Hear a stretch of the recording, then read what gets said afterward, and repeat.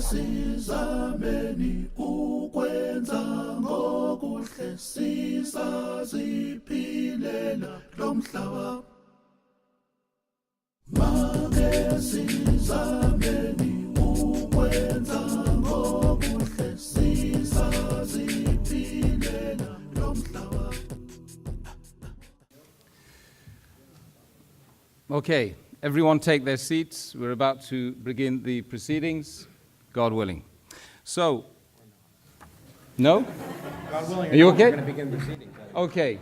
Willing, whatever it is. Okay. I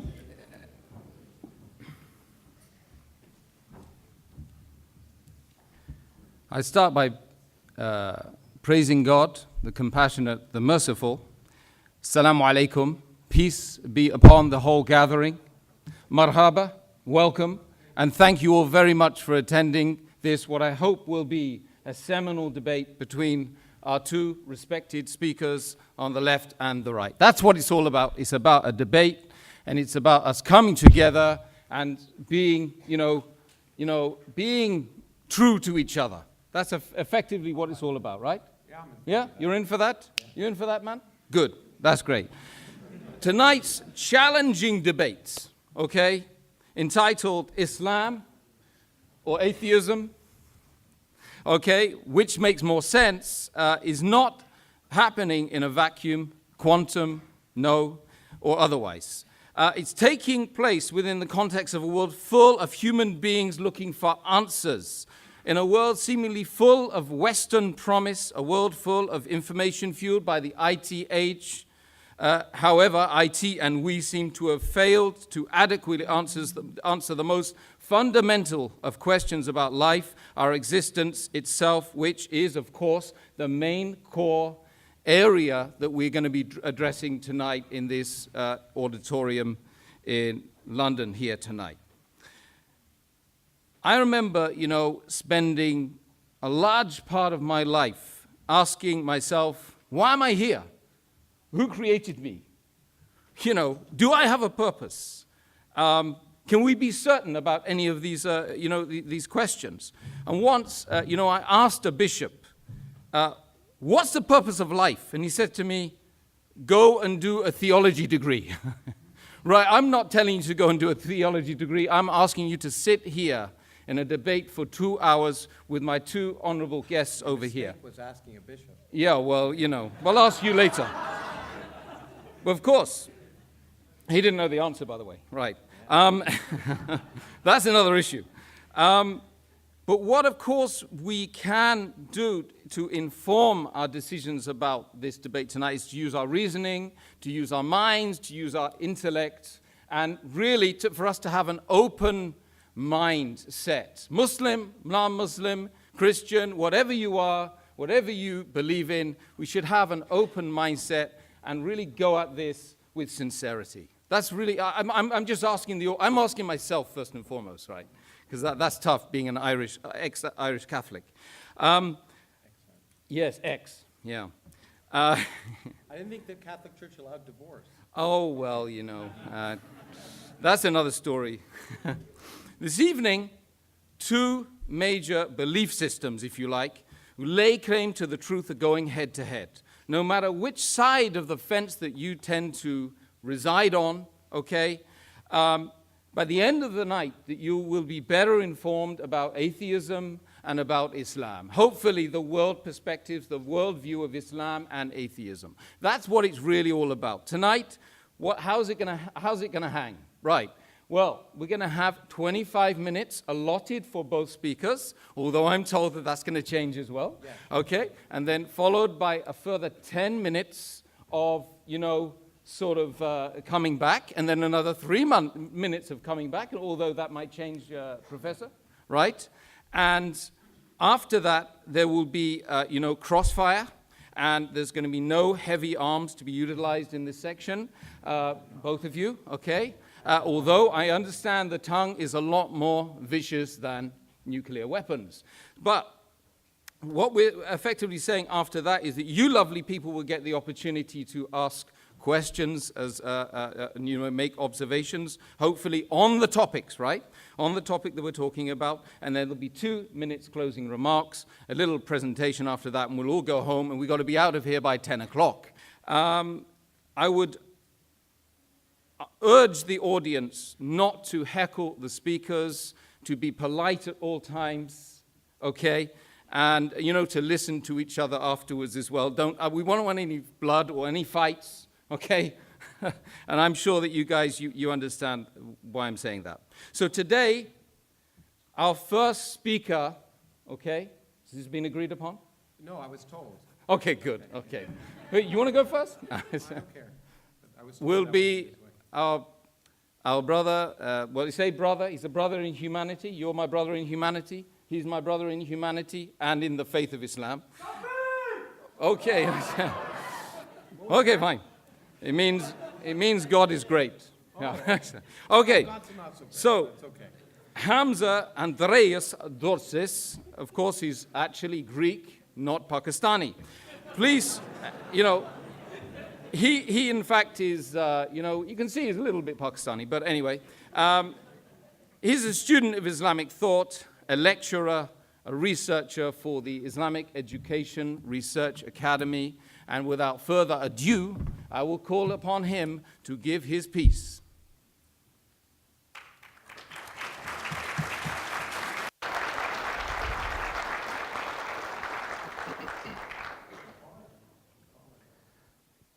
إن الحمد لله والصلاة والسلام على رسول الله. To proceed, respected Professor Krauss, guests, brothers and sisters, friends, relatives, I greet you with the warmest Islamic greetings of peace. Assalamu alaikum wa rahmatullahi wa barakatuhu. Which basically means, may the peace and blessings of God be upon you all. Today's question, Islam or atheism, which makes more sense? I would argue that if we use our reason, our rational faculties, we will definitely come to the conclusion that Islam makes more sense. And I'm going to use 2 simple arguments to verify that claim. Argument number 1, Islam makes sense of the origins of the universe. Argument number 2, Islam makes sense of the nature of the Quranic discourse. So let me go straight to the first argument, that Islam makes sense of the origins of the universe. Now, we all have had the same type of questions, well, most of us anyway. Why does the universe exist? Why is there something rather than nothing? And in response to that question, the grandfather of neo-atheism, Bertrand Russell, said, the universe is just there, and that's all. It's a brute fact. Even in Islamic history, as early as the 8th century, we had philosophical naturalists known as the Dahriya. They held similar views. Now, the implications of these historical opinions is that the universe is eternal. And if the universe is eternal, it implies there is an infinite past. But the question is, can we have an infinite past? Does the infinite make sense in the real world? Now, the assertion that the universe has an infinite past is absolutely irrational. This is because the quantifiable infinite cannot exist in the real world, something our beloved Professor Krauss has also suggested in his book, A Universe from Nothing, on page 71. He says clearly, the energy of empty space, or anything else for that matter, cannot physically be infinite. So we have to figure out a way to do the calculation to get a finite answer. Now, to highlight why the infinity or the infinite doesn't exist, take the following examples into consideration. Imagine we have, for example, an infinite number of Professor Krausses in this room. And if I were to take 5 Professor Krausses away, how many do we have left? Well, some mathematicians may say, well, we still have an infinite number of Professor Krausses. Logicians will say, we have infinity minus 5. But what stops me practically removing 5 Professor Krausses away from this room? Nothing. And if I do, there should be less than infinite, but there isn't, therefore it leads to absurdities and contradictions. Take this other example into consideration. The distance between myself and Professor Krauss. We can potentially split this distance into infinite parts, but I can actually traverse the finite distance, which shows, as Aristotle, the Greek philosopher, said, that the infinite is potential, never actualized. And in light of this, mathematicians Kasman and Newman said, the infinite certainly does not exist in the same sense that we say there are fish in the sea. And this leads to our deductive argument.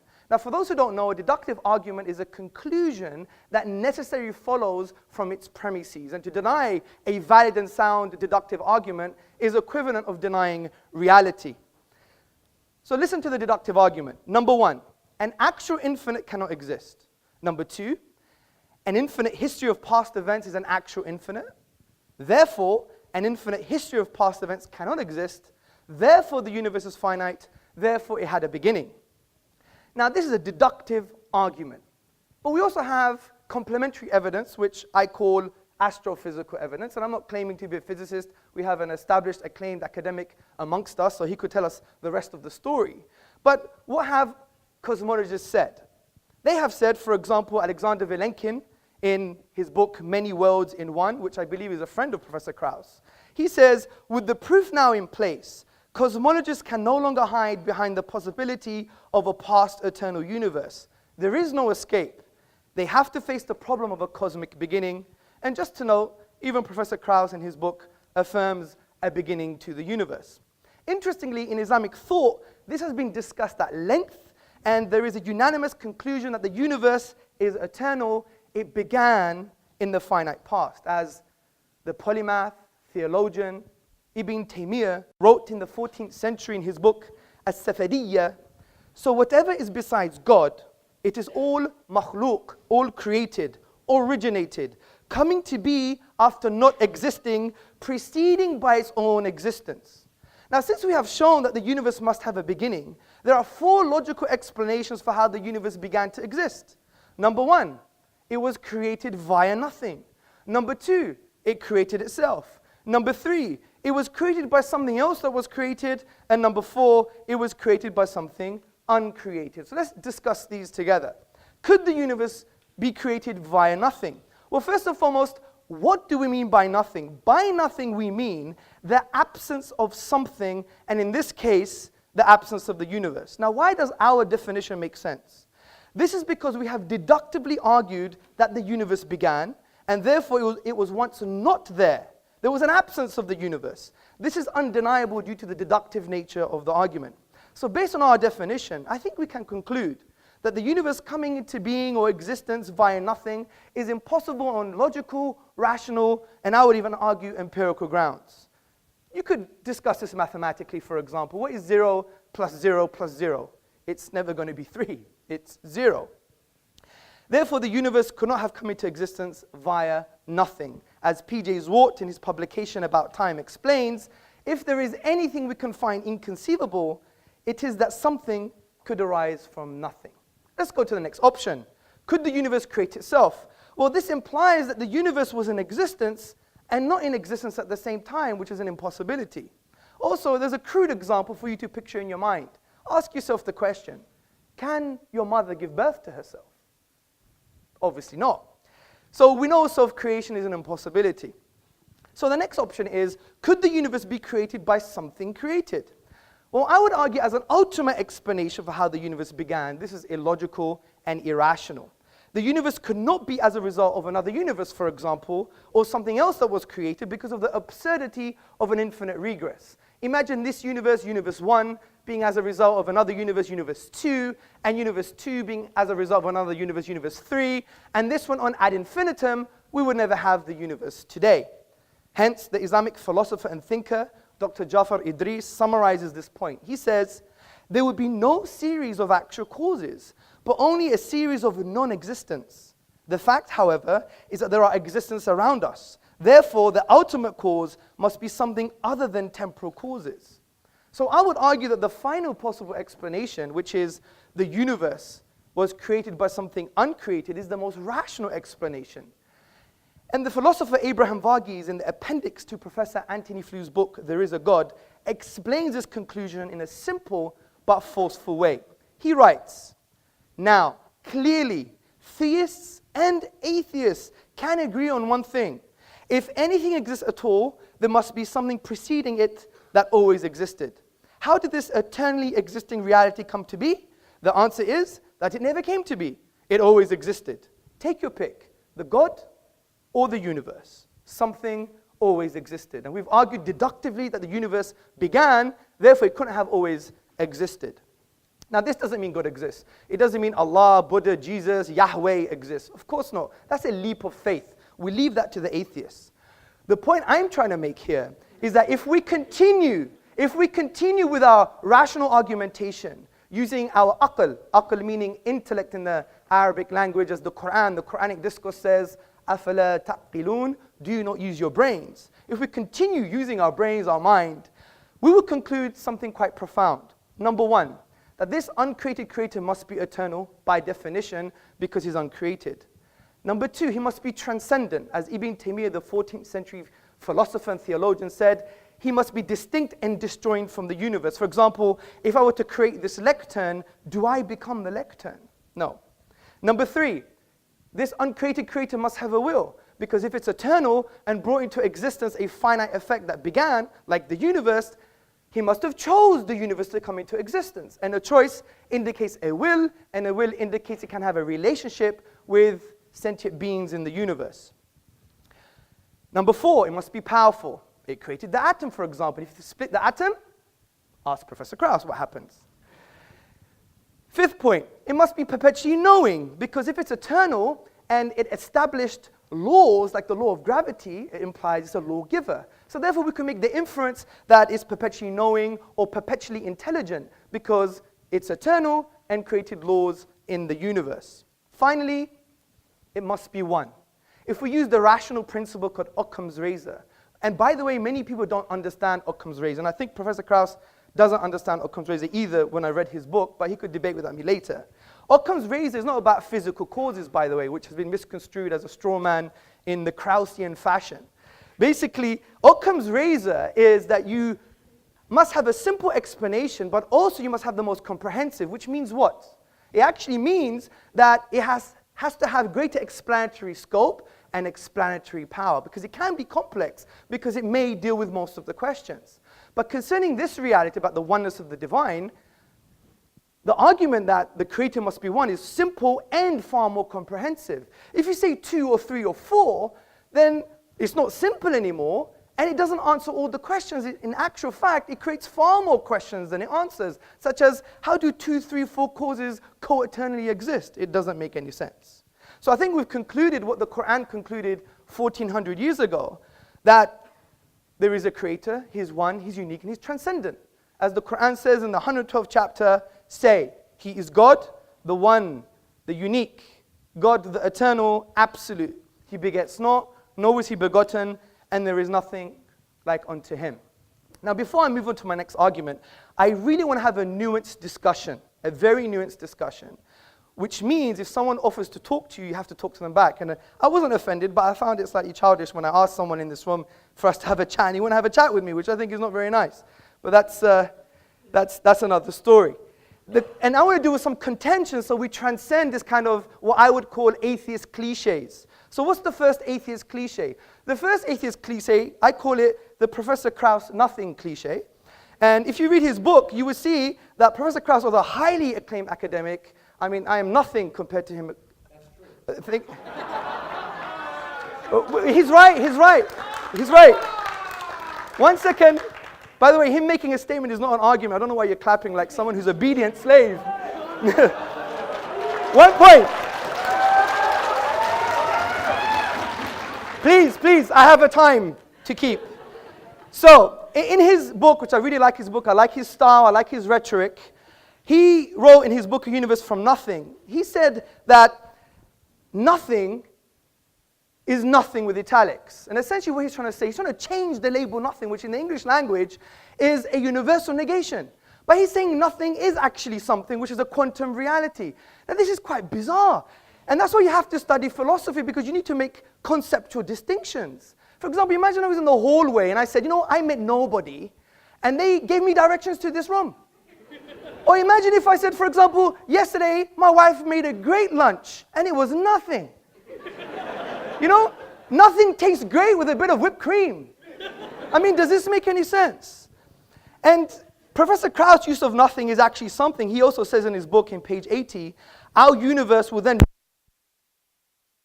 returning to the quantum haze from which our own existence may have begun. And his own friend, Alexander Vilenkin, said recently, vacuum is very different from nothing. It's a physical object. But this is irrelevant almost, because even Krauss admits in his book that these are speculative and inconclusive conclusions.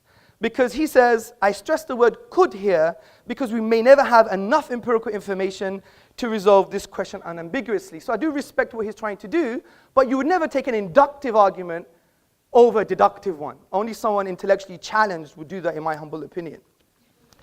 The second contention is that things can come into being without any cause. You have a quantum vacuum, a quantum reality, and there are some subatomic events that appear without no causes. I believe we have a strong defeater to this argument, and it concerns perceptions, and it rests on a Kantian argument.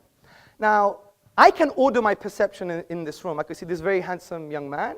I can see the cameraman. I could see the wall. I can also reverse that perception. But if my wife were to start walking down this auditorium, I couldn't help but see her front before I see her back. And I couldn't reverse that perception. Now, the very fact that I know when I can order my perceptions and when I can't, and when I can reverse my perceptions and when I can't, is because we have an innate concept of causal links and causal connections. To reject that based on empiricism or an empirical reality is equivalent and tantamount of actually rejecting the perception itself. It's like shooting yourself in the foot. This is why the philosopher John Cottingham in his book Rationalism said, but on Kant's argument, we will not be able to recognize the event in the first place unless there were a rule that makes it necessary that the order of our perception should be thus and not otherwise. In short, the very experience of an external event already presupposes an understanding of causal necessity. So these are the cliches. Let's go to the next argument, which is the nature of the Quran. Now, the Quranic discourse has been described by Eastern and Western scholars as an intrusive and imposing text, which seeks to intrude into the inner dimensions of man. Now, this imposition is positive as the Quran seeks to positively engage with your intellect and with your psychological disposition. And the way the Quran achieves this is by asking questions. وَفِي أَنفُسِكُمْ أَفَلَا تُبْصِرُونَ. And in themselves, do they not see? Talks about the physiological reality, the psychological reality, even referring to things like consciousness. This is why Professor of Philosophy Shabir Akhtar, in his book, The Quran and the Secular Mind, A Philosophy of Islam, he describes what the Quran is trying to say with these verses. He says, nature's flawless harmonies and the delights and liabilities of our human environment, with its diverse and delicate relationships, are invested with religious significance. Created nature is a cryptogram of a reality which transcends it. Nature is a text to be deciphered, evidences accumulating in the material and social worlds and in the horizons jointly point to a hidden immaterial order. You may think this is quite interesting for a 7th century book, but the Quran goes even further than this. It produces an intellectual challenge for the whole of mankind. The Quran says, وَإِن كُنْتُمْ فِي رَيْبٍ مِّمَّا نَزَلْنَا عَلَىٰ عَبْدِنَا فَأْتُوا بِسُورَةٍ مِّن مِّثْلِهِ وَادْعُوا شُهَدَاءَكُم مِّن دُونِ اللَّهِ إِن كُنتُمْ صَادِقِينَ. And if you are in doubt, talking to Krauss, talking to me, talking to everybody, if you doubt this book, which we have sent down to our servant, referring to the Prophet Muhammad sallallahu alaihi wasallam, upon whom be peace, then bring one chapter like it and call on your witnesses and supporters besides God, in kuntum sadiqeen, if you're truthful in this claim. Now, this verse is a basis for an array of arguments in the Quranic discourse, and we don't have time to talk about all the arguments. Historical argument, sociological argument, and a whole array of intellectual responses. But one I want to talk about is called the inimitability and the uniqueness concerning the Arabic language in the Quranic discourse, which Islamic theologians and thinkers argue that it is a miracle. Now, before I get into that, we have to now discuss what is a miracle. We have to define what a miracle is. Now, the word itself linguistically comes from the Latin word miraculum, meaning something wonderful. And the traditional Western philosophical definition of a miracle, as summarized by David Hume in his An Inquiry Concerning Human Understanding, he says it's a transgression of natural law. We don't agree with that definition. Because what are natural laws? Natural laws are just inductive generalizations of patterns we perceive in the universe. If something changes from the pattern or is different, then maybe it's part of the pattern. It's just based on induction. What the profound Islamic theologians and thinkers have done, they've redefined what a miracle is based on the Quranic discourse. And they have said that a miracle is an event that lies outside the productive capacity of nature, which means when you go to the nature of the event, you exhaust all possible naturalistic explanations. And also, there is no naturalistic causal link between the event and the nature of the event. And this is a far more coherent definition. Let me give you an example from the Quran itself. Now, the Quran talks about Moses, Musa, alayhi salam, upon whom be peace, and Pharaoh in the Quran. Moses was told to throw down his wooden staff, and it instantaneously turned into a live snake. Now, this miraculous event, the snake, lies outside the productive capacity of the nature of the event, the wooden staff. Because the chemical makeup of the staff is different to that of the snake. In actual fact, you have to add more stuff to the staff, if that makes sense, stuff to the staff, to be even close of creating a snake, but only the staff was used. So when we exhaust naturalistic explanations, we find there is no causal link between the staff and the snake itself. So this gives us a definition of what a miracle is.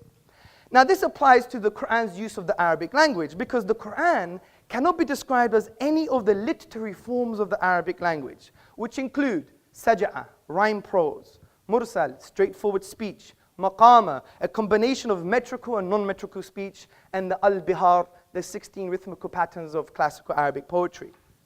Now interestingly, in classical Arabic, every expression falls within the known literary forms of the Arabic language. The Quran, however, descopes the Arabic language. And the Quran is a miracle from this perspective, because even though it's made up of the Arabic language, there is no causal link between the Arabic language and the Arabic in the Quran. This is because when we exhaust the 28 letters, the finite grammatical rules, and the finite words, we exhaust them, we cannot produce the unique literary form of the Quranic discourse. And interestingly, from a historical and literary perspective, when attempts have been made to produce the like of the literary form of the Quranic discourse, they have all failed. As the academic Foster Fitzgerald Arbuthnot, a notable British Orientalist, states, and that though several attempts have been made to produce a work equal to it as far as elegant writing is concerned, none have yet succeeded. In this light, brothers, sisters, and friends, what we've just discussed can develop into a deductive argument. And listen very carefully. Number one, a miracle is an event that lies outside the productive capacity of nature. In other words, there are no causal links between the event and the nature of the event. Number two, the Quran's literary form lies outside the productive capacity of the nature of the Arabic language. Its literary form cannot be logically explained using the Arabic language. Therefore, the Quran is a miracle. As Professor Bruce Lawrence from Duke University in his book, The Quran, a Biography, on page number 8 said, as tangible signs, Quranic verses are expressive of inexhaustible truth. They signify meaning, laid within meaning, light upon light, miracle after miracle. So we have two key arguments that are based on deduction, not just induction. And to challenge a deductive argument, you have to challenge the premises, and I hope Professor Krauss would do that. So let's go to some contentions. What about Shakespeare? Shakespeare is unique, but this is a very shallow contention. And I even heard this from Dan Barker in our debate in Minnesota, and he didn't do his reading. Basically, Shakespeare is not unique from the perspective of the structural features of language, the literary form. Rather, it's aesthetic reception. The kind of argument we're talking about the structural features of the Arabic language. And if you look at Shakespeare, he used the iambic pentameter, the trochaic verse, the blank verse, and many English literateurs use the same kind of structures.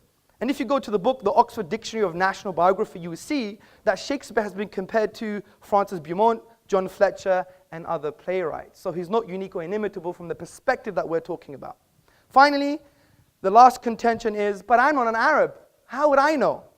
Well, we could use another argument called rational deduction. Now, rational deduction is a thinking process where you take a universally accepted statement and from that draw logical conclusions. And no one would deny universally accepted statements from academia or from authorities that are valid and sound and authentic. Because this is the realm of epistemology, the study of belief, and a valid source of knowledge is actually testimony. If you read the works of Professor Cody and Professor Keith Lehrer in the Epistemology of Testimony published by Oxford, you will see it's a grounded argument which we could discuss later. So the authentic and valid testimony concerning the Quran is, no one has been able to challenge the Quran and produce its literary form. If that is true, then we could draw logical conclusions without even knowing one letter of the Arabic language. We could say, well, could it be from an Arab? Could it be from a non-Arab? Could it be from Muhammad upon whom be peace? Or is it from the divine reality? We know it couldn't be from an Arab because they all failed, especially the best Arabs at the time. We know it can't be a non-Arab because you have to know Arabic. We know it couldn't be from Muhammad upon whom be peace because all human expression, if you have the blueprint, you can replicate it. Just look at some replicas of Picasso and Monet in art. And therefore, it must be from the divine. So from this perspective, we've dealt with some outdated cliches because I really want a nuanced and frank discussion. I really do. And I hope I do have that with Professor Krauss. I respect him dearly, and I respect all of you. Obviously, we're going to have a pun here and there, but that's the whole point. I couldn't let Krauss get away what he did in the beginning. So from that perspective, I really want him to deal with my premises, and I want him to deal with the deductive argument, and I wish him Godspeed. Thank you. Okay, thank you very much, Hamza Tzortzis, for that expressive presentation on the Islamic worldview. We're now going to be calling upon Professor Lawrence Krauss to come back on that with his presentation, which I don't think is going to last more than 25 minutes, I'm sure of that. But just to let you know, some of you who perhaps don't know anything about Professor, he's a renowned cosmologist and a science popularizer, and is the foundation professor in the School of Earth and Space Exploration, a director of the Origins Project at the Arizona State University. He's hailed by Scientific America as being a rare public intellectual, and he's also the author of more than 300 scientific papers and 9 publications, books, including the international bestseller, The Physics of Star Trek, and his most recent bestseller entitled A Universe from Nothing, now being translated into 17 languages or more. Professor Krauss, I call upon you to respond. Well, first I want to thank the people who invited me, who've been very gracious to me, treated me with more hospitality than I've gotten in many times I've talked. So I guess that's Sabia, who I haven't met, and Obeida, who's been taking care of me for the last day or two, and Isa, who I was just working with. And so I do want to thank them tremendously. They showed me great respect and hospitality, and I want to show them and you that kind of respect. And that doesn't mean I respect ideas. Okay, some ideas are ridiculous, and that's perfectly reasonable. In fact, ridiculing ideas is what makes progress. So if I offend some of you, I don't mean to offend you personally. I may offend some of your ideas, but that doesn't bother me at all. In fact, if you confront my ideas, it will lead to a discussion. What does offend me, of course, is offending personal freedom and equal rights, and that's one of the reasons why I got upset at the beginning of this session. But that's been fixed, and I thank the organizers for that as well. To agreeing to not segregate this room in a 21st century is a great step forward, and I appreciate that. Now, I'm really shocked. First of all I've watched Mr. Tzortzis, right? Tzortzis. My Greek is pretty good, I think. Be gorgeous. Yeah, gorgeous. Well, you are rather gorgeous. Gorgeous George over here. I watched some of these, and they're always exactly the same. So I thought they'd be different this time. And it's always begins with you, and I'm supposed to respond to you. And I will, to some extent, but it's hard to respond to nonsense. And in fact, the point of this is not a question, does God exist? That's not the question. It's atheism or Islam or atheism, which is more sensible, I think is what it says, or something like that. Now, I was just shocked because I thought that you wouldn't bother to try and pretend you knew science, because you don't, and we're going to go through that in real detail. Everything you said is nonsense when it comes to science, so we'll go through and we'll have a little chat if that's okay. Of course. Okay, good. And so I found it remarkable that you began with that kind of nonsense, and we'll continue from that. But let me just first begin with the fact that the premise of this debate is in some sense inappropriate, because it suggests two things. First of all, it suggests that Islam is something special, and it isn't. It's not special at all. It's one of 1,000 religions or more that have existed since the dawn of humanity, all of which claim divine revelation, all of which claim perfection, all of which proclaim infinite knowledge, uniqueness, beauty, etc. So Islam is just a religion like any other religion. And there's no difference. It proclaims, just as the Rig Veda did and Akhenaten in ancient Egypt, that the universe had a beginning, nothing special. Okay? There's absolutely nothing special. So the question is, Islam as one of 1,000 religions, all of which make the same claims, but mutually inconsistent ones. So one of the things we know is, of these 1,000 religions, they all make mutually inconsistent claims, so they can't all be correct. In fact, at best, one of them can be correct, because they're not consistent with each other.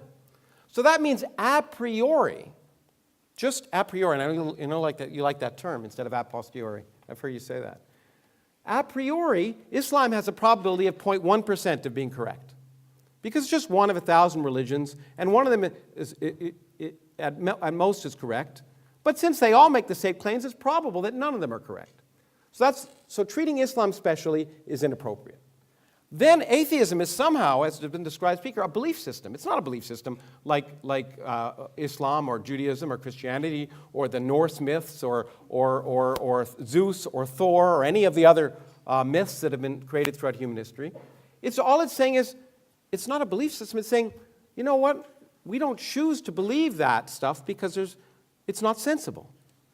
So it's not saying we believe X. It's saying, well, this myth is inconsistent with this myth, or this myth is inconsistent with what we know about the universe, and therefore, it's unlikely to be true. So what atheism is just saying, this is unlikely to be true. It's not a belief system. So to compare one versus the other is, of course, false. It's a false premise. The first part of the false premise is that Islam is special. Not special at all. It's been there. It'll be gone, or be there as long as other religions. It's just like all the rest. And atheism is not a religion. It's just, in fact, what it is could be described as common sense. Okay? What makes sense? I will think that those things that make sense are likely, and those things that don't make sense are unlikely. In fact, that's what science is all about. Okay, so having said that there's nothing special about Islam, and there certainly isn't. I'm going to talk a little bit about, my intent, by the way, is, the other thing I should say is, debates, I'm an educator. It's, a flaw, but it is what it is. That means I believe in actually trying to illuminate ideas and lead to discussion, critical thinking, and eventually learning things and increase in knowledge. Debates aren't meant for that. Debates are rhetorical devices for people to go out and perform, make statements, and then challenge others and try and convince an audience of something. That's not education. So I will talk a little bit about some of this, and then I just want to have a chat. I'm going to use my 25 minutes to have a little chat. I'll take up my time when I could pontificate, as we've heard, and just ask some questions, because I'd actually like to learn some things, okay? And hopefully in the process there'll be some education for both of us. So the first thing I want to say, however, I want to clear up some misconceptions. This idea of deductive arguments, which sounds good, is not the way we learn about reality, okay? Deductive arguments just don't work. They lead to irrational actions. In fact, if we discuss what common sense is taking your beliefs to conform to the evidence of reality so that you will make rational actions. If you force your reality to conform to your beliefs, you will make irrational actions. So you can deduce things based on your beliefs, on your a priori beliefs, but you'll have a problem. For example, your a priori belief could be that if you prayed to Allah, that you could jump out the fourth story of this window of this building, and you would land safely. Okay, that could be an a priori belief. And in fact, you could deduce, based on all your beliefs and all of the evidence that you're a good person and Allah would take care of you, or whatever you want to call it, that you'd be fine. I would take the elevator down, and only one of us would be walking at the end. That is not deductive. It's based on empirical evidence. Okay, now, so arguing that something doesn't make sense to you is based on the fact that the assumption that you know what's sensible in advance. But we don't know what's sensible in advance until we explore the world around us. Our common sense derived from the fact that we evolved on the savannah in Africa to avoid lions, not to understand quantum mechanics, for example.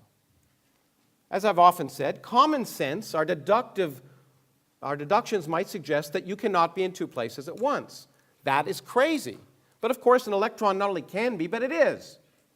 It doesn't make sense because we didn't evolve to know about it. We've learned about it.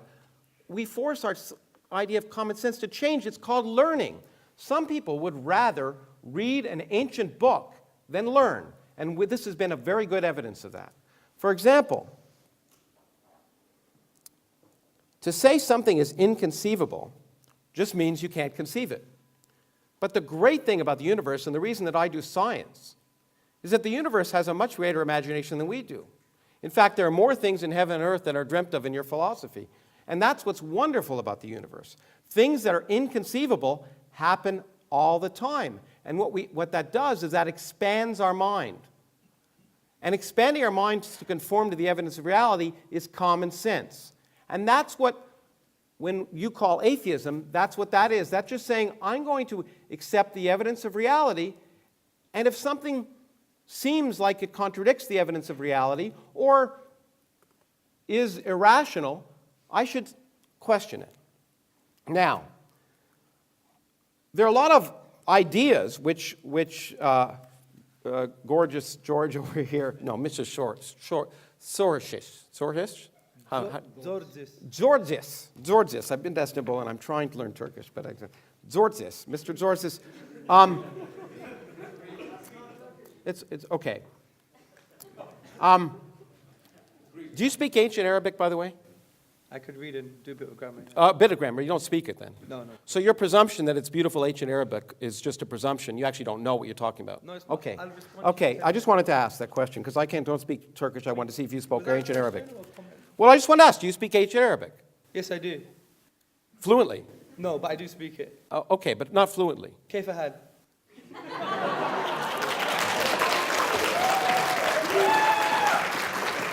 Well, you know what? There's a real language that you don't speak. It's called the language of mathematics. So let's talk about that. Let's talk about this nonsense about infinity. Let's take something physical. Let's draw a circle and draw a diameter. What's the ratio of the distance of the circle to the diameter? Do you know? You're the teacher. Do you know? You're the teacher. I know. I'm asking you a question. I want to have a chat. I don't know anything. Well, you've demonstrated that, but you ever heard of pi?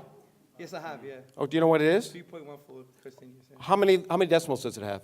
I don't remember. An infinite number. Yes. Okay, so the physical distance of the ratio of a diameter of a circle to its circumference is an infinite number. Yes. What do you know? Now, when we talk about, what's amazing to me is you quoted Aristotle as the basis of science.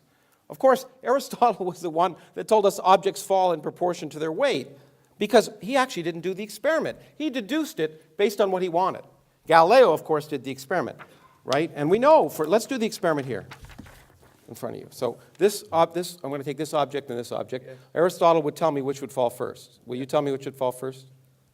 Guess, okay. If you don't know. The book. Okay, look, you were right. Great. Okay, good. Why? Because there's resistance. Resistance to what? To the paper, right? Okay, exactly. Aristotle didn't know that. Yes, he didn't. Okay. Aristotle also claimed that infinity was impossible because indeed, as you pointed out, the distance from you to me could be divided into a half, and then a quarter, and then an eighth, and then a 16th, and that's an infinite thing. It makes it impossible. Yes. Well, the thing that Aristotle didn't know how to do, and you don't know how to do, is to sum an infinite series. 1 plus a half plus a quarter plus an eighth plus a 16th adds up to 2. Yes. Okay, so that kind of argument that infinity is impossible, it just doesn't make sense mathematically. Infinities do occur. Now, it is true in my book that I said infinite density or infinite energy is a concept that appears to be in contradiction with the evidence of physics. But that doesn't apply. All infinities are impossible. In fact, space could be infinitely large. There's no presumption that space isn't infinitely large. It could be. What we now know about physics suggests it probably isn't, but there's no law of physics that says space can't be infinitely large. So this notion that you deduce that infinity is impossible because you don't like it is just not the way the world works. Because infinities happen all the time, whether you like them or not. Not only that, it doesn't lead to irrational actions. Mathematicians have a way of dealing with infinity. We can add infinities. We can take numbers and an infinite series that, for example, the series 1 plus 2 plus 3 plus 4 plus 5 plus 6 plus 7 to infinity actually has, in mathematical terms, can have a finite sum. It's minus 1/12, if you wanted to know. Okay? It may not seem logical to you. It may seem inconceivable to you that the sum of a series of positive terms, each of which is bigger than 1/12, could end up being minus 1/12. But the fact that it's inconceivable to you just means you're ignorant. Thank you. Okay. Now, this idea that Occam's razor suggests, first of all, Occam's razor is not a principle of science. Okay, it's a nice idea that you should try for the simplest answer to any question, and physicists try and use that. Sometimes the simplest answer doesn't work. In genomics, for example, it'd be nice if every gene, in fact, you talked about more than one cause for an effect. It'd be nice if every gene, every disease was caused by a single gene. One of the reasons that genomics is so difficult is we discovered there's a complex interaction of genes, so that in fact, that there are many separate causes of most diseases. There are very few diseases that have a single cause. But in fact, you know what is simpler than the number 1? The number 0. 0 is a much simpler reason that there's no cause. Okay, so if you really wanted to apply Occam's razor, in fact, you'd apply no causes. Now, you also use the term causality, which is a term I understand. You didn't define it. Do you want to define it? I may do. Well, why don't you do it now? I don't want to give you that favor. Oh, I thought we were going to have a chat. Yeah, but I want to have a chat, not a chat. So it's less rhetoric, more connection. No, let's have a chat. No, I think when we talk about rhetoric, we were talking about the lecture you just gave. I want to have a chat. I'm asking you a question. Do you know what causality means? You use the term. Yes. Okay. Well, if you use a term, you should know what it means. yes. Okay, I have you my use it. definition. I have my definition. Okay. Well, I'll define, and that's cause precedes effects. Does that sound good? No, that's the wrong definition. In my Okay. opinion. Well, I'd like to learn what it is. Well, for example, there's an interesting book about the quantum physics and causality. Mm-hmm. And the philosophers of science and scientists have disagreed on a specific definition. So they've reduced back to a fundamental definition. Do you want to have a chat or okay, a chat? good. You quoted a book on physics. Yeah, I haven't finished yet. Physicists don't disagree about the definition of causality. Have you presumed your results here? Do you No. really want to connect with me as a human being? No. But you've asked me a question, you're answering it for me? Come on. You quoted physicists. Go on. I said scientists. Okay. Now, which is the same, I agree. Now, so from my limited knowledge, and I do believe it is limited, of course, is that the agreement has been on something which produces an effect, which includes, therefore, you can have something called asymmetric spontaneous causality, where the cause exists prior causally, but not prior temporally. So there is a whole range. What's prior causally, not prior temporally? Prior causally means that there is I'll give you an example. The Kantian example was you have an infinite ball that's on an infinite pillow. Mm-hmm. Now, they both, time doesn't exist here, but you're not going to say that indentation is not as a result of the ball. So there is a causal dependency there, and time is out of the window. So we could discuss causality until the cows come home, but it's not as simple as what you're trying to say in terms of that. It doesn't presume temporality, do you see? Well, I think it does. I think, again, if you think carefully about what you just did, Okay. the ball doesn't create an indent in a pillow. And by the way, you used infinite. I thought we weren't allowed infinite. But anyway. It was an example. Yeah, well, it's an example of a physical example, which you said doesn't exist if it's infinite. But it doesn't matter what's infinite. A pillow here, a finite pillow and a finite ball. Yes. Okay? There's an indent. Of course there is. Yeah. Okay, was the ball there or not? Well, my example wasn't based on finitude. It was based that they're both infinite. Well, but if the ball isn't on the pillow, it doesn't create an indent, right? Yeah, of course. Yeah. Okay, so it had to be. So was it put on the pillow or not? Well, that's irrelevant. You're damning the well, example. then you're That's a logical fallacy. No. Get the point I'm the trying point to say. is that the physical causes have physical effects. So either the ball is on the pillow or not. Now the point about causality is that the interesting aspect of it is that's an interesting physical question. But what if there's no before? Let's take, you talked about the cosmology. So let's take general relativity, whose equations I'm sure you don't know. And I said I don't know Take it back to anything. the beginning. Oh, we talked. You made it very clear that the beginning of the universe is very important. You deduced it, but in fact, deduction doesn't matter. The point is, the universe, our visible universe, did have a beginning because we can measure it. Whether we liked it or not, or whether we think it's sensible or not, it actually did have a beginning, a cause not a factor not in dispute. Our universe had a beginning.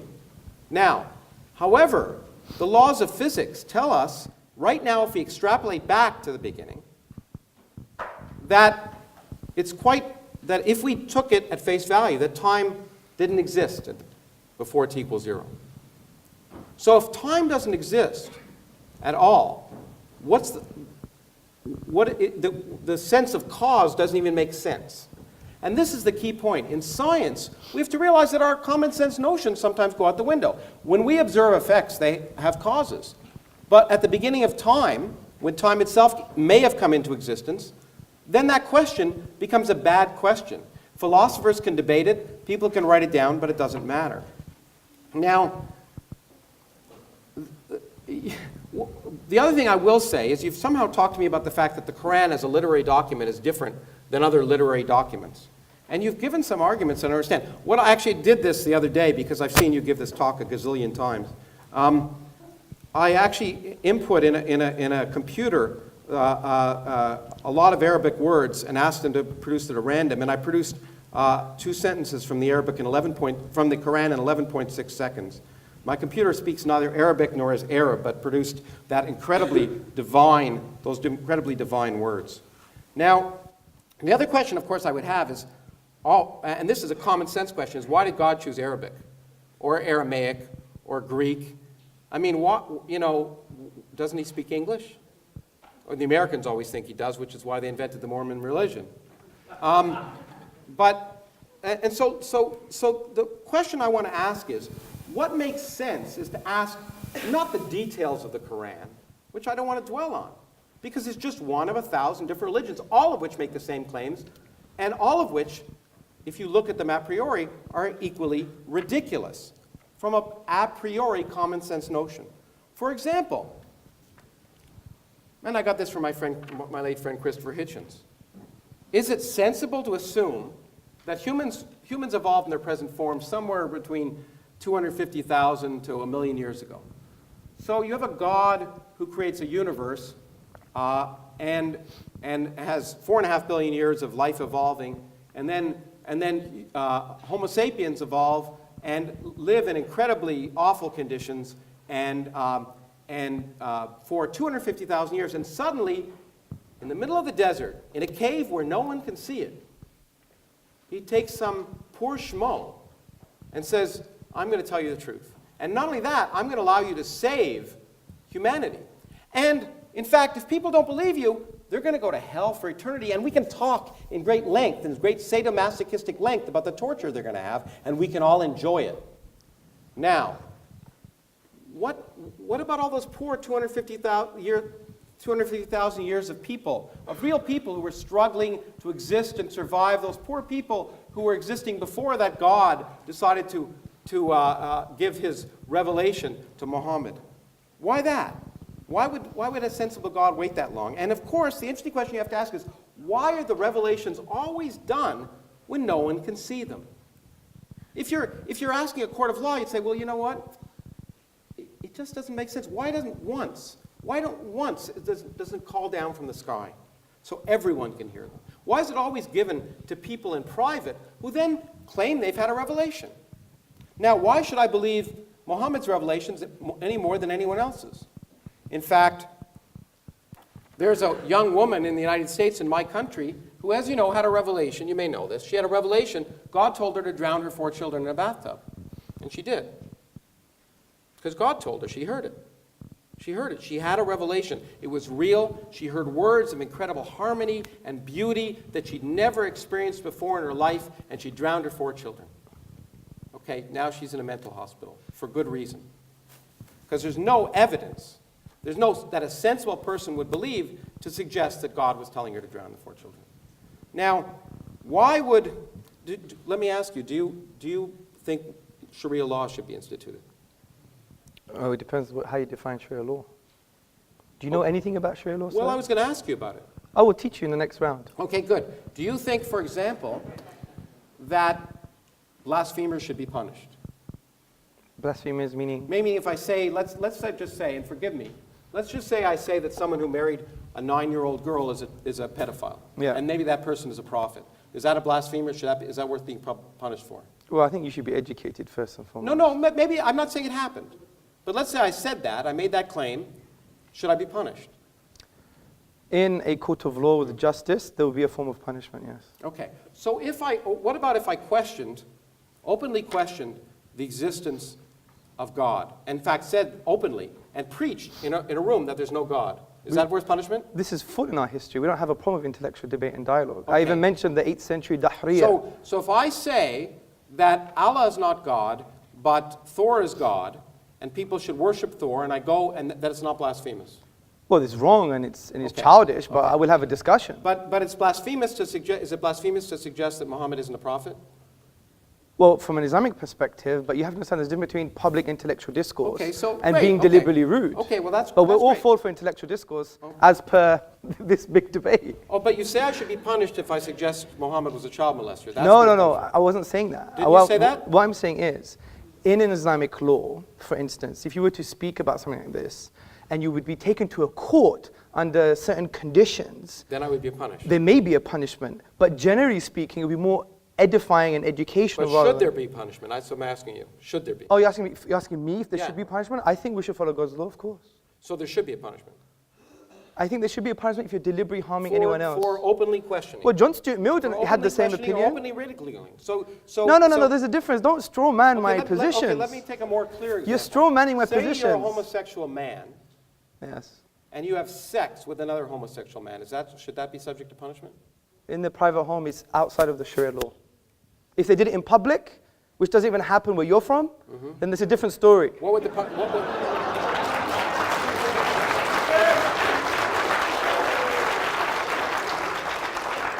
Where am I from? Where am I from? Well, you are from the United States of Oh, I America. see. yeah. And so it doesn't even happen in where I'm from. Now that's rude. But in any case, How's but that it does rude? but the good I thing thought about you're an it is empiricist. It does happen where I'm from. All the stats So could- two people you know. in Arizona are out in the desert having sex because they really get turned on, Yes. and they're both men, Yes. and they have sex together. Yes. Okay? Is that punishable? If there's no one in the desert, no, it's not. Okay, let me ask you another question. Is homosexuality wrong? In the Islamic tradition, it's a sin. Okay, now here's an idea of why common sense should tell you that Islam, like many other religions, is not common sense. Because, of course, homosexuality is perfectly natural. In all animal species, almost, it's natural. It occurs with a 10% frequency.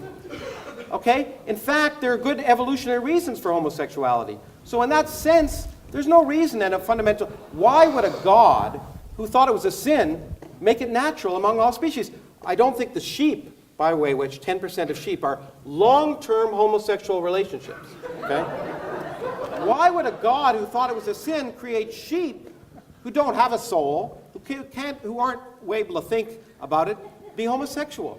That's the kind of nonsense that we have to ask, and the only way we can determine if it's nonsense is by looking at the world around us, not by deducing it, not by listening to the words of ignorant individuals and Iron Age peasants who didn't even know the Earth orbited the sun. Wisdom and learning comes from observing the world around us, and we shouldn't take our wisdom from people who didn't even understand the way the world worked. Thank you. How long did that...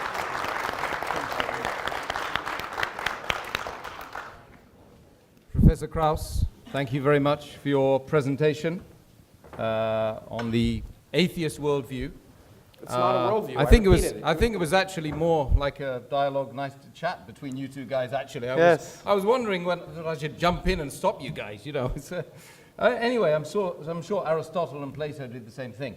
But now we've got something to sort of come back on from Professor. He's given a lot of food for thought, and no doubt Hamza, in about 10 minutes, Yes, thank you. possibly come back and course. answer some of those contentions brought up by Professor Krauss.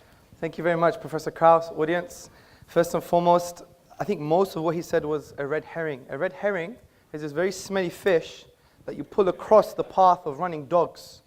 And the reason it was a red herring, because he said that I spoke about science. I specifically said he knows better than I do. I specifically didn't use it as my key argument for the finitude of the universe. And he wanted to correct me on something that I didn't even mention myself. This is what you call not rhetoric, not intellectual argument. It's what you call sophistry. It's rhetoric with crap, frankly. Now, and I'm not saying it to be rude, because it's a typical Kraussian fashion. A Kraussian fashion trying to win over the whole audience, make a hoo-ha in the beginning. And imagine I did that when I walked into, one day I had interfaith dialogue. And imagine I walked into a Jewish mosque or a hall that was public, and I basically said, I don't want to do things your way, but I want to discuss with you, but I'm not going to do things your way. Is that tolerance?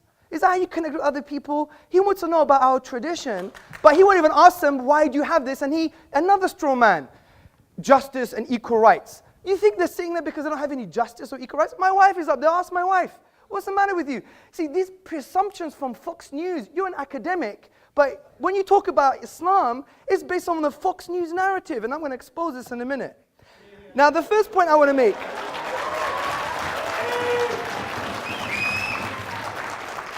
Now, you used the word a priori more than 3 times, but you rejected deductive thinking. I mean, isn't a priori deductive? I mean, you can't have your cake and eat it, sir. I tried to talk on your level. That's the first point. The second point I'd like to make. Actually, let me calm down. The second point I would like to make is that, see, we're not rejecting inductive arguments. Of course we're not. You're forgetting the inductive method, the scientific method. Do you know where it came from, sir? Do you know where it came from? I know. In fact, there's a remarkable scientific mathematical tradition in the Arab world, if that's what you're going to talk about. I'm going to talk about Ibn al-Haytham in his book on sure. optics. Yeah. Read the works of David Lindbergh and others, historians of philosophy and science. And they say it came from Islam. You know why? Because Islam doesn't reject... No, they came from the Arab world. They didn't come from Islam. Well, let me give you the link. Let me give you the link. Okay? أَفَلَا يَنْظُرُونَ إِلَى الْإِبِلِ كَيْفَ خُلِقَتْ. Have you not seen empiricism, the creative thing like a camel, and how it was formed or how it was created? This was the basis, and this was the poetic justification for the entire scientific method. As Muslims, we go where the science takes us. But we're not stupid. Deductive arguments, they are necessarily true. If you wanted to discuss my argument, you had to break down the premises, which you didn't. You just talking about the infinite and the circle and the circumference. I knew you were going to do this because it's all mathematics. You remember what I said? No, it's a physical circle. Yeah, but let me make a point. I said the quantifiable infinite cannot be actualized in the physical world, something that you agreed with. 1 second. And I said there's nothing wrong with the qualitative infinite. And qualitative infinites can exist infinitely. For example, mathematicians discuss. Yes, so where's the infinite there? Measure the length. You think this is a length is a physical quantity? That is. Length a physical quantity? That is, yeah. Okay, the length of this and the length of that, okay, the ratio of those two lengths is an infinite number. Yes, of course it is. Okay. But what is that length? What is that length? 1. This is a length 1. Is 1 Krauss. Okay, can you... These are pi Krauss. 1 second. Can you measure the straight line and can you measure the circumference? Yes or no? I can measure it. Well, that's quantifiable. Yeah. What you're talking about is in the realm of mathematical realm of discourse, which has axioms and conventions, which makes sense. I'm not disagreeing with that. I'm agreeing with what you already agreed with in your own book, which from a quantifiable, discrete perspective, you can't have an infinite. That's the point I'm trying to make. Discrete. The discrete But parts. who says it has to be discrete? Oh, but that's your presupposition. That's your No, presupposition. actually- You brought your assumptions, Fox News, by the way, and other stuff, and you think you've got an answer. I have time. Let me finish this, please. Okay, because Yeah. I got to teach you different calculus. Newton invented a long Yeah, time I ago. know, but Okay. calculus is based on axioms and conventions in the mathematical realm of It discourse. describes how things work. Yes. Let me make a point. So, that's the first point. Oh, dear.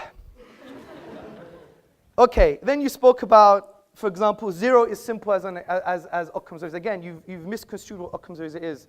Occam's razor is not only the simplest explanation, but it has to have greater explanatory scope and explanatory power. 0 has no explanatory scope or power concerning the origins of the universe from that perspective. I'll explain it how it does.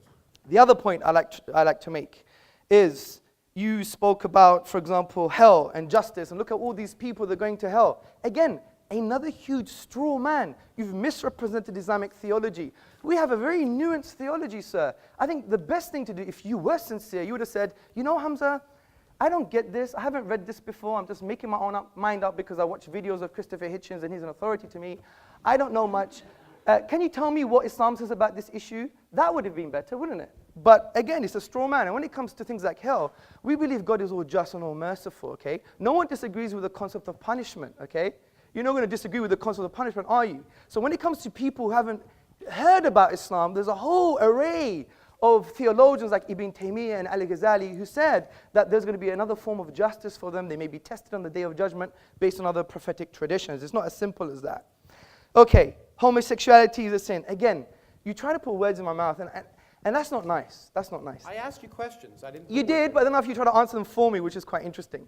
Now, see, we don't believe homosexual tendencies per se are sinful. It's the manifestation of the homosexual act in public is sinful.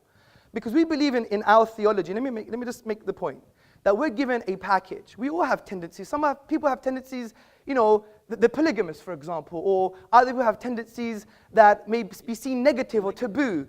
Other people have tendencies concerning various different things. So we believe this is a package that God has given us. But we have an empowering philosophy which says that God, okay, when he gives you these tendencies, whatever they are, whatever kind of inclinations we have, we use our aql, our intellect, by understanding the divine reality and what he wants from us, because God would know me better than I know myself. And he would say, fine, you have these tendencies.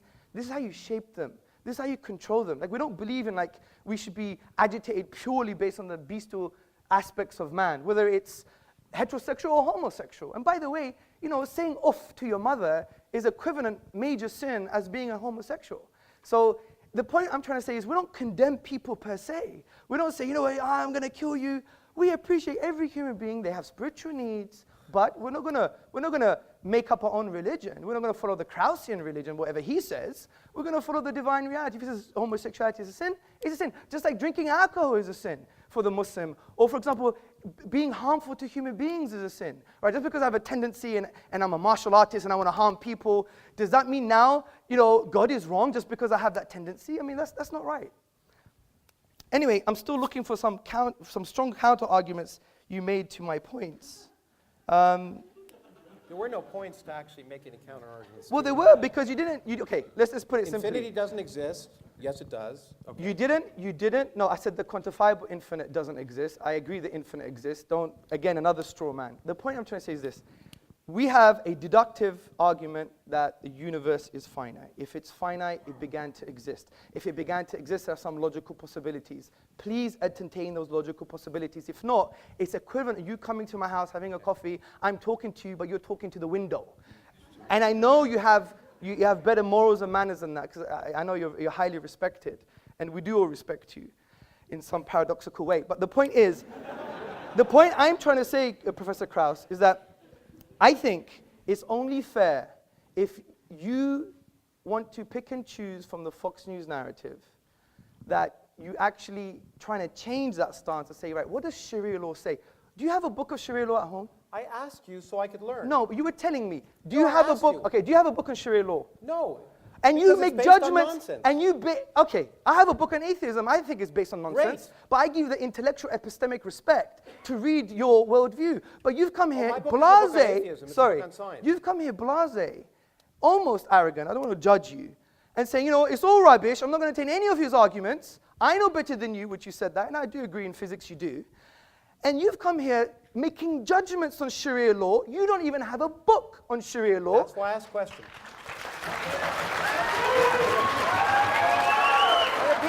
And the point is... Look, I'm sorry, that's why I asked questions. I asked you questions so I could learn. I asked what you thought as someone whose opinions I'm supposed to respect. And I wanted to know, did you think it was wrong? And I wanted to know why. There's no sense why homosexuality is wrong. I wanted to know what common sense tells you that homosexuality is wrong, except some self-proclaimed prophet telling you with no evidence. There's a different point. Okay.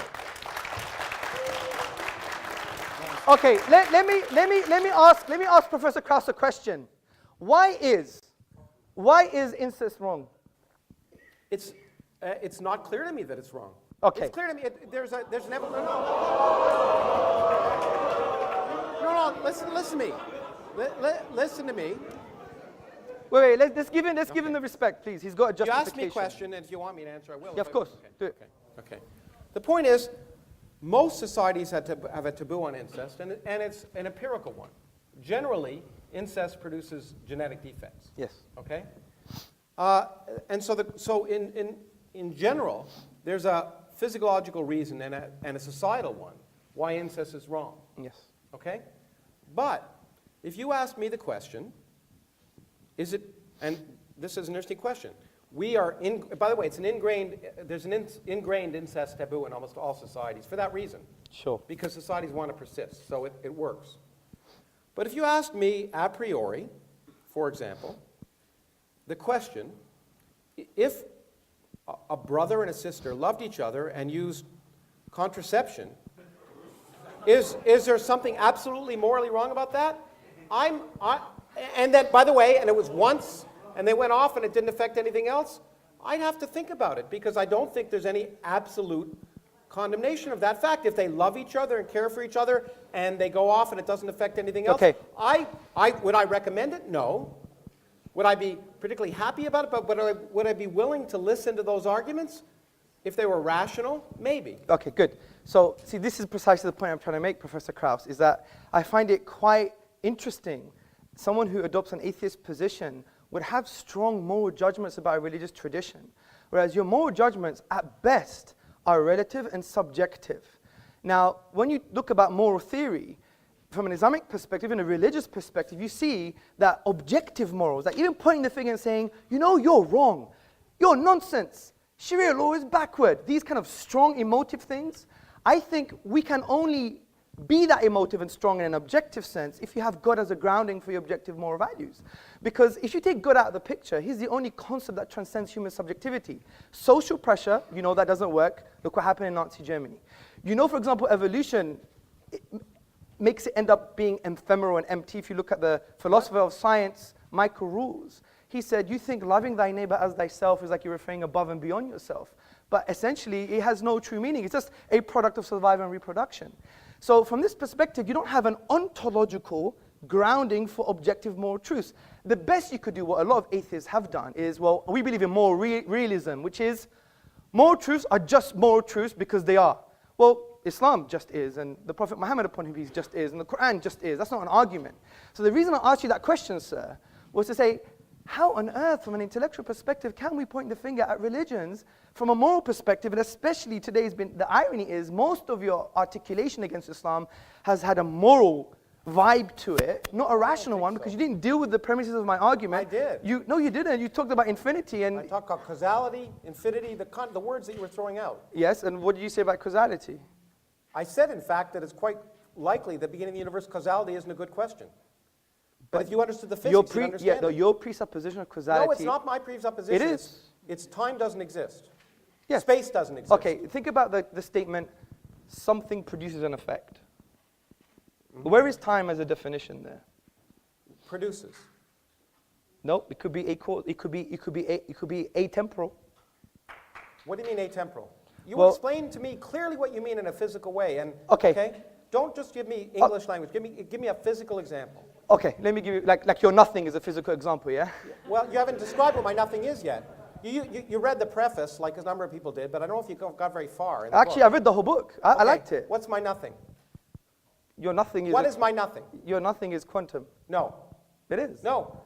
No space, no time, no laws, no nothing. But that's still a quantum haze. No. That is. No, there's no quantum. There's no universe. There's no universe. Nothing. Zero, zip, nada. So why did you say in your own book then that we will reduce to our own quantum haze? Hamza, can I Well, he took interrupt? a lot of my time. Yeah. Well, did you? It's kind of dissolving into a discussion. So we'll continue the discussion. Oh, we will do. No, of course. Okay. Yes. Okay. Thanks very much, Hamza. Please come and sit down, brother. Woo! I didn't want to stop you in mid-flow there, but over to Professor. There must be some Greek in Professor Krauss. Look, okay, well, we can continue the discussion because it should be a discussion. My point is that the question, I repeat again, is what's more sensible? And what's more sensible, ultimately, is what produces more rational actions. And I'm sorry, if you talk about tolerance, I get so tired of hearing people talk about tolerance, but then I hear people talking about blasphemers. I should be allowed to blaspheme all I want, because ridicule is an important part of inquiry and discussion. Sometimes ridiculing something illuminates it. And I hear about blasphemers, I hate to say it, and this may be a complete misapplication of Islam. It could be that Islam, as it's practiced in many countries in the world, is a misapplication of Islam. But all I can see is intolerance when I see those principles applied. Intolerance to blasphemers, intolerance to homosexuals, intolerance in general. Now, the other thing I want to say is this God, if we ask what's sensible, why would we think that this unproven God that is supposed to be the basis of not just Islam, but all religions, different gods, different characteristics, but the Islamic God, much like the Judeo-Christian God, is a real creep. This is a God worse than Saddam Hussein. Instead of torturing you just for your life, tortures you for infinity, forgive me the word, but eternity, let me use that word. Eternity for not believing. For not believing, you're tortured for infinity. The tortures are actually described in the Quran, and you know it as well as I do. And the point is, if you just ask yourself common sense, if you were a divine being, say you had an ant colony that you made in your house, would you be offended if those ants didn't pay homage to you well, let's start with 50 times a day before Muhammad cut it down to 30 and then 5. Would you be offended if those ants didn't pay homage to you 5 times a day? And if they didn't look up to you or didn't recognize your existence, would you destroy them? No, I mean, it just seems so petty. So why should we believe in a hateful, unmerciful, petty, sadomasochistic, homophobic, sexist God? It's just irrational. It's not sensible. There's nothing. And the point is, and I don't want to single out Islam here. And I know I'm offending some people, but the same is true for the God of Moses. Okay, if you really believe that the scriptures were literally true, the morals in that book are reprehensible. It's okay when angels appear to do a lot of things, including coming down and making revelations to Muhammad, which Muhammad didn't write down. As far as I know, the first example of the Quran was 20 years after he died, so there was a lot of talk. And some of that talk got turned into perfect writing well after Muhammad was dead. But those angels come down. But in this case, in the case of course, Lot, as you know, the angels came down, and they were men. They came in the form of men, which I don't think is allowed in certain versions of the Quran, at least. But anyway, they did. And then they were going to be raped. So what did Lot do? Of course, he said, don't rape them. Take my daughters. Because daughters are dispensable. What kind of moral lesson is that you want to learn? Okay? Now, I'm sorry, that's in the Bible. Actually, that's from my religion. Okay, or my ancestors' religion. I have none. Okay, so those are the kind of moral lessons that I find not sensible. And so I'm happy I picked the Old Testament and not the Quran to talk about immoral intolerance. The idea of punishing people for eternity for choosing to find something unlikely is not tolerant. The idea of punishing them in vicious, evil, ugly ways for all eternity is not merciful. It is the opposite of rational common sense. Now, in terms of explanatory things, let me just spend a few minutes teaching you a little bit of science. So, if you have an infinite temporal, let's say time exists beyond our universe. Let's just allow for that because it's easier to describe that. And let's say our universe, a universe can, given the laws of nature, spontaneously come into existence. Okay? Then it will come into existence. It will come into existence at some time. And the fact that it came into existence at that time need not have any reason. It need not have any reason why it was that time rather than some other time. But whatever time it happens, it will come into existence, and people can say, there's some significance to that. But it must happen somewhere at some time, and there need not be any significance, any purpose, any intelligence for why it happened now instead of then. It's guaranteed to happen at some point. Now, if you say, during that creation, there are laws, one of which is the laws of quantum mechanics, which can create a universe with zero total energy. By the way, and by creating a universe, I mean a universe that didn't exist. There was no space, there were no times, and no laws, in fact. And then you come in and you say, okay, if that universe is created spontaneously, it must be created at some time. So a universe must come into existence. In fact, an infinite number of universes can come into existence if time is infinite. Okay? It's certainly possible. Then a universe will come into existence, and you can say, let me predict the properties of that universe. Well, lo and behold, the properties of that universe happen to be exactly the properties of the universe we live in, including the structure of the fluctuations of the cosmic microwave background that collapse to produce all the galaxies and all the stars and the planets and you and me. That's explanatory. There's no explanation at that level in any way in your book. So the explanation of a universe that could come into existence from nothing without any purpose, without any planning, without any reason, is explanatory. Now, lest I be misconstrued, that is just plausible. Because we do not have a full scientific theory. But to make the claim, as I know you've often made, that because that there are certain things we will never understand, is to misunderstand science. There are lots of things we don't understand today, and that's the reason to go out and do science. It's just like Darwin said, he said, in the evolution of the species, I'm describing the evolution of the species. I'm not describing the origin of life. We'll never understand the origin of life. We'll no sooner understand the origin of life than we understand the origin of matter. Well, of course, he didn't realize that we'd one day understand the origin of matter. Just as I expect in your lifetime and my lifetime, we'll understand the origin of life. We'll understand how chemistry turns into biology by doing experiments, testing, and not forcing our predilection that it's impossible. I had a debate recently where somebody said, it's impossible for non-life to turn into life. Well, that's a nice statement. It's a nice belief. And it's a belief you can have, but it's a belief that can be wrong. And that's the great thing about science, which you can call atheism if you wish. It's you're willing to change your beliefs. You're not assuming the answers before you ask the question. You're not assuming you know what's divinely right just because you interpret a certain book to mean a certain thing, and someone else may interpret it to mean something else. You will agree there are different interpretations of every book, including the Bible and the Quran. And so to presume that you know divine truth before you've asked the universe is not sensible. And I don't think I'll take any more time. Okay.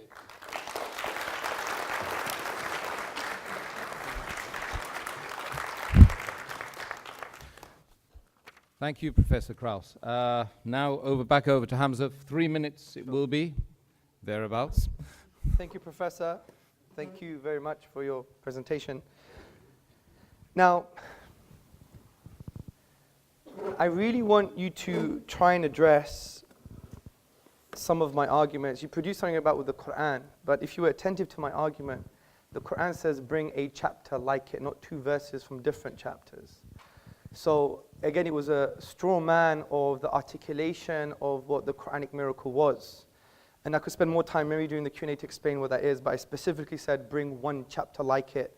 Your computer model, which I like to see evidence of, by the way. But who just decides what's like it? I mean, do you decide or do I? Okay, is that a different question? To me, Shakespeare is more beautiful than the Quran. That's fine. Okay. But, or James Joyce. Yes. He doesn't use iambic I pentameter. understand, sir. Okay. But what you have to understand, sir, is this, is that I repeated maybe more than once, it's not based on aesthetic reception and your opinions on beauty. Who determined it?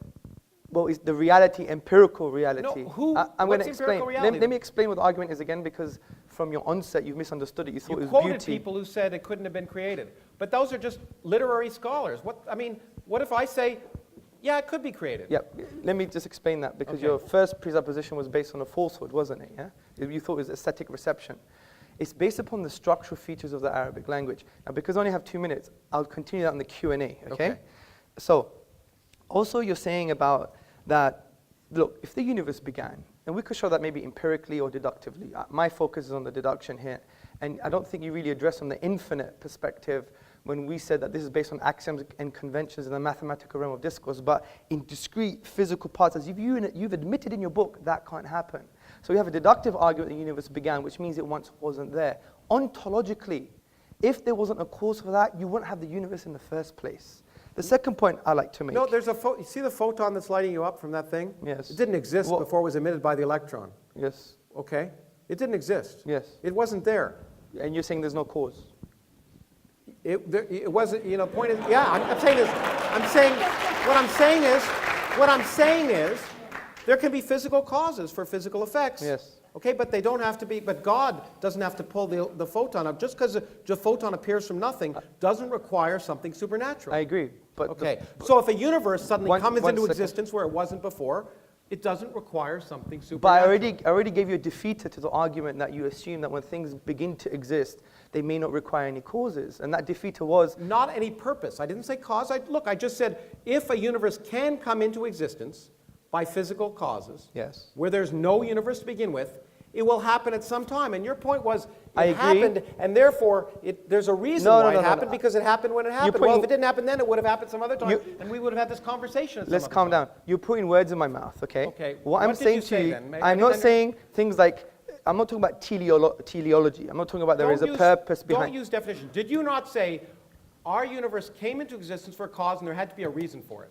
No, I didn't say reason. There had to be a purpose? No, I didn't say that. I said there is a cause. I thought you said there was an intelligence. You gave a whole long argument. Oh, that's after using conceptual analysis that you agree that there is a uncreated creator or a cause that was uncaused.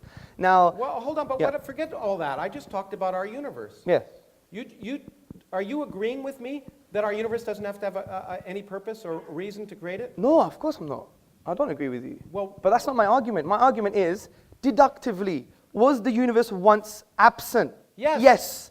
If that's the case, then ontologically, which means the nature and source of reality is that it couldn't have come into being without a cause. Well, okay. First of all, I hope it's that way because that'd be easier to understand. Yes. Okay? It's possible that it's not that way. Okay? So if it has, and you could take this out of my time if you want. I don't give a damn. The point is that maybe time exists outside of our universe. Maybe it doesn't. Let's just pretend it does. And then our universe came into existence, and there was a physical cause for that. That's fine. I'm fine with that. I'm fine with our universe coming into existence for physical cause, just like that photon being created. But as I pointed out to you, it's equally possible that these notions that we have in our brains, because we're humans living at a classical level, that time exists and is a continuous flow, may break down. And if they break down at t=0, then any sense of the word cause becomes nonsensical. The word cause is a red herring in your terms. It's not worth discussing. It may not be relevant to the creation of our universe because there may not have been any time before it, and therefore this notion that every cause, every effect has a cause may be irrelevant if there's no time. Now, I don't know if that's the case, but I'm willing to ask the question, and I'm willing to do studies to see if it's reasonable. Yes. I'm not willing to presume the answer before I ask the question. Well, of course, I agree. Okay. But the point is, the presumption here is that you require time, and that there's a specific physical definition for time. Now, the presumption is after t=0, you require time. That's absolutely true. The presumption that you require time at t=0, if you took the equations as they're written, time would go out the window. I don't have a contention with the physics. That's your job. No, but there's no. But if you take it as they're written, there's no time. The time has no meaning at t=0. Okay, agreed. Great. According to the physics, I don't disagree with you. I highly respect that. But all of that is inductive in nature. No, it's not. Of course. What is it based on? Is it deductive? It's based on observation. Which is inductive. Well, no, it's empirical. It's empirical. You know, the problem is, it's empirical. Okay, well, what's empirical? Okay. Look, I don't care. Look, the Do point you have an infinite set of observations? Mm-hmm. Have you had an infinite set of observations? Now, if you're going to tell me I read your something you wrote which really misrepresented science, you're absolutely right. If you're going to tell me science can never tell anything with absolute certainty. Yes. Okay. That's except things that are wrong. Yes. That's what science can tell. I agree. Science can tell us the Earth isn't 6,000 years old. Okay, good. Science can tell us that science can tell us many things, and so I don't disagree with you. Okay. I don't disagree with you. Okay, so the fact that science can lead us closer to what is the underlying reality is absolutely true. And the fact that science can't say with anything with absolute certainty is absolutely true, except what's wrong. Yes, I agree. Okay? And it can say certain claims, for example, that the moon split in two when he was there, is wrong. Now, I know you're going to say another red herring. Another red herring. I know, another red herring. But certainly, loads of fish in this room today. No. Some people, as you know, some interpreters of that thought that was the case, but they're wrong. You agree with me? That's it. Do you agree that I'm making a different point here, Professor. Okay, all I'm saying is this is a book of words, and you can interpret it many different ways, and some interpretation of those I'm going to address are that. wrong. I'm going to address that as well. But that's, look, we're going from so many different issues. It's a typical strategy of not knowing how to respond to a particular point. Look, the point of interpretation, for example, the Quran, for example, if we read the whole of the Quran holistically, we understand that it's probably the only religious book that gives you tools of interpretation.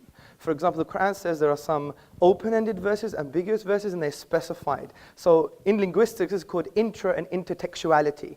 Now, therefore, it creates a scope of interpretation. Yes, I agree there's interpretation, but there are some things that lie outside of the scope because you don't know the language, you don't know the interpretive tools, you don't follow the scholarly tradition, etc. So there is, yes, I agree, a scope of interpretation, but it's fixed.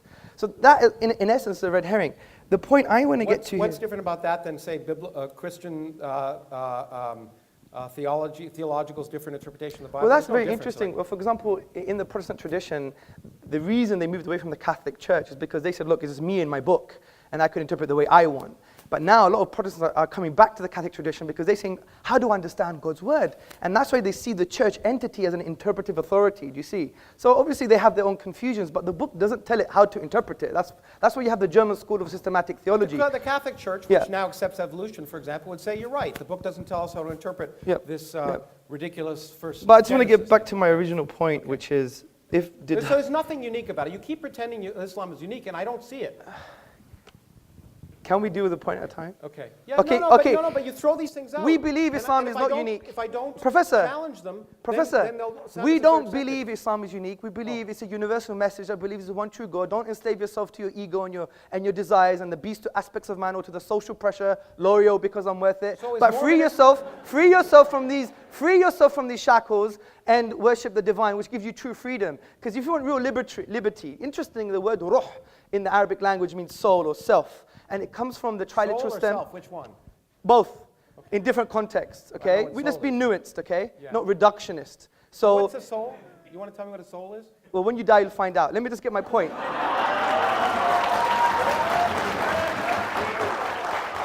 Let me make my point. That's a really bad explanation. Well, come on. Because it gives me something I can't test. Listen, I'm the Greek. I'm supposed to be full of sophistry and rhetoric here. Well, you are, but that's true. Okay. The point I'm trying to say is that the word ruh etymologically shares the same meaning with the word raha, which means liberty and serenity. And interestingly, we all want to seek this type of liberty, but the irony is, from an existential perspective, what does it mean to exist? Who am I? We're all in a state of slavery because your birth, sir, your birth, madam, is just like the American writer once wrote. We're born and then we're sold into slavery. You never chose your birth. Well, it was Rousseau who said that. Man is born free and Yeah, lives but, forever. yeah, exactly. Well done. Good. So let me. It wasn't American. Yeah, but let me get poetic here. Yeah. Okay. So the point is, we don't choose our birth. I didn't choose I was going to be Greek, looking like a Pakistani.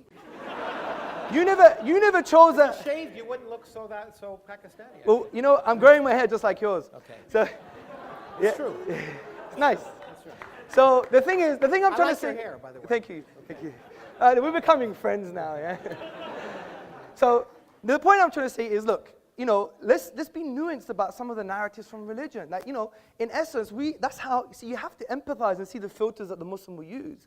And like, that's why a Muslim woman who may cover her hair, a Muslim man who may grow a beard, these are not reasons because it's like this kind of ridiculous type of blind slavery. We really understand that the only way to free yourself from the shackles of the ephemeral nature of social pressure, because we're social animals, of the very fact that you didn't choose your birth or your ethnicity or even your own gender, you free yourself from these shackles by what we call ubudiyya, a servanthood to the divine reality. But the question I want to ask is it sensible? So why is it sensible for a woman to be covered up and not a man? Well, I am covered. No, you're not covered up. You're not covered You up. wanna You're not see- put in a bag like some of the people back there. Well, it's not really a bag. No, it is.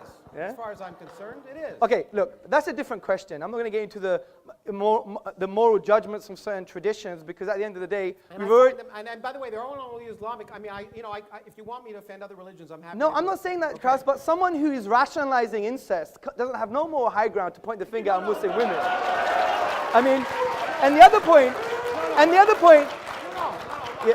now you're doing soft. No, but let me That's an finish, honest let me question. finish, let me And finish. I explained why. in Let general, me incest complete the is a bad thing. sentence. I'm sure it wouldn't go ad infinitum. Okay. Let me make my point. Well, we could go ad infinitum because it could last an infinite amount of time. It's certainly- Potentially. So, not you actually. agree? Potentially, yeah, but not actually.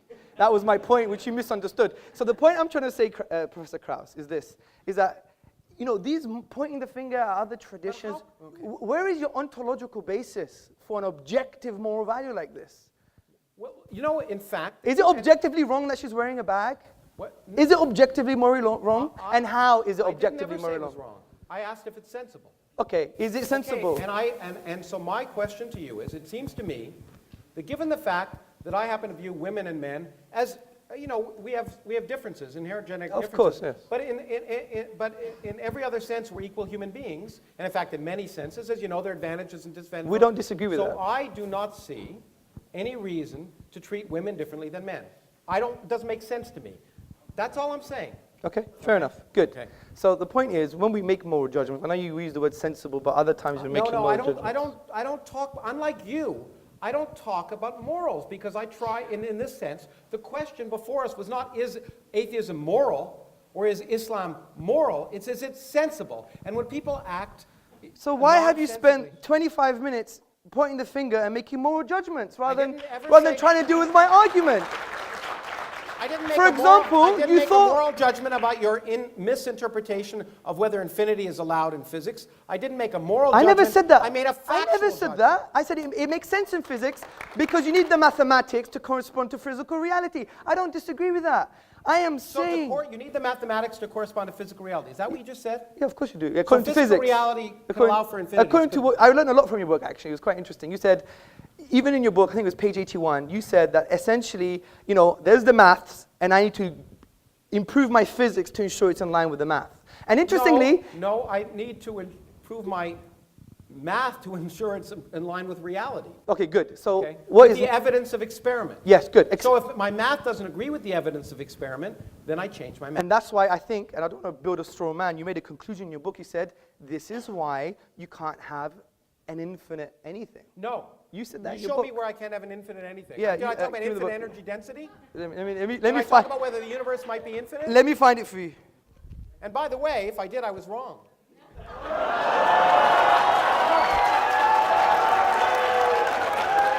I mean, One second. That to me, No, to me- that's to honorable. me- That is honorable. No, that to me is the worst kind. That's what That's I find honorable. No, that is so honorable. I personally admit. offensive about these arguments is you quote people as if what they say matters. But the great thing about science is there are no authorities. I agree. There are no scientific authorities. Everyone can be wrong, and we all are. That is including- honorable. That is including honorable. the I have people to. who claim to be, including Benedict before he stopped being Pope.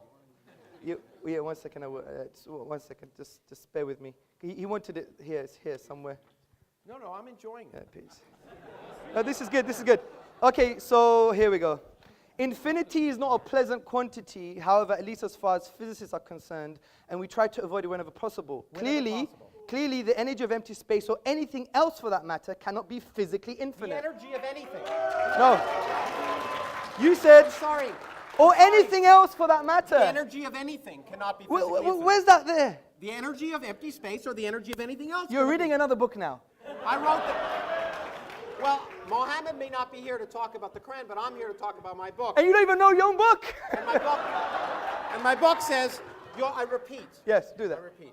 Maybe I should change it into Arabic so you understand it. But the point is, the energy of empty space or the energy of anything else cannot be infinite. Or, Okay? Okay, fair That's enough. what I said. Okay, good. So really, it's suggestive of my point. No. Sorry. It didn't say space cannot Did you get be this infinite. sign, by the way? It didn't say space. Oh, yeah. It didn't say space cannot be infinite or time cannot be infinite. Good. Because they perfectly well can. Okay, good. But there's another point you made. Wait. The other point is... I mean, you're making a big mistake to try and talk. No, about my I'm book. not. I'll be happy to. You'll be happy to show me what you said if I misquote you. Listen, Okay. Professor Krauss, I can only read your words when Well- you say, or anything else for that matter, means or anything else. But I know I shouldn't have... I know... Was that paragraph about energy? Yeah, but Okay, just ask me. the also question. there's a context now. But when it comes to religion, there is no context. No, there is. But when it comes to physics, there's a No, context. I talked to you about the fact that different interpretations lead. Fair enough. in your- I in the agree. Quran. I Different agree. people have interpreted the Quran incorrectly. I agree, Professor Krauss. But listen to this. What you have to understand is this. Do you agree that the universe started at a finite time ago? Do I agree? Yes. The Because you universe made that started point. 13.72 billion years ago. Yes. It's as far back as we can go to about the first millionth of a 10 millionth to of the a minus second. 43 or something. Well, no. Has it changed? Empirically, we know it to about a millionth of a second. Yeah. Okay, Of excellent. course Good. it started a finite So time good. ago. Exactly. So that I said was suggestive evidence for my deductive reasoning. Okay? Well, it was suggestive evidence for the Rig Veda, Akhenaten. Yeah, I know. and if Good, you good, wonderful good. read the Let's Norse carry on creation now. myth, it's just as beautiful. It was created. I agree. I Okay. agree. But then I said, but since we have the best possible explanation, which is an uncreated creator, or there is a Why is cause that that the was best not possible caused, explanation? because I gave you all the logical explanation. This is the point. You should be No, attentive. I have the best explanation. It came from nothing by physics. Yes, but your Okay. nothing, is it really like nothing? No space, no time. Our universe didn't exist. So there's There no... was no there's- quantum foam. There was nothing where our universe existed. There was no space and no time. Everything we see, this room that we're in, So did not exist. when your friend Vilenkin comments on that... Can we have a Q&A, please? 1 second. So when your friend Alexander Vilenkin, who's a renowned cosmologist... Yeah, a good friend, A yes. good friend. I mean, I read some of his works. It goes way beyond me. I have to admit and in that. fact, you know what? Yeah. You know what? In fact, Alex Vilenkin, as you read in my book, as I did, in fact, he scooped me because he wrote Yes, the he paper did. I read before that. Yeah, did, that was very interesting. Talked Yeah. about a creation of space from no space. Yes, I agree. Okay. Recently, he has mentioned that there is a spatio-temporal boundary, right? No. What has he said? Well, he is, I mean, you know, we can talk about the details of the instanton that he described in Yes, the mathematical yes, evolution, but in fact, there is no space at the central point of that. Okay, instanton. agreed. So, but, see, my main point is that this evidence is suggestive of an evidence that is what I would call far more stronger. It has great epistemic value, and I'm going to end on this. Because it has greater epistemic value, because as you admitted, the inductive method doesn't lead to certain conclusions, whereas the deductive method leads to certainty. Now, you can't get it Which all is the often time. wrong. But no, if the premises... I can be certain about something be wrong. Can you? Yeah, I agree. But Okay. Krauss, if the premises are sound and the logic is valid, it's still certain. You still What if have the to prove universe to doesn't me... respect your logic? Yeah, but Krauss, Professor Krauss, you still have to prove to me that the deductive logic I used is unsound or not valid, and you haven't done that.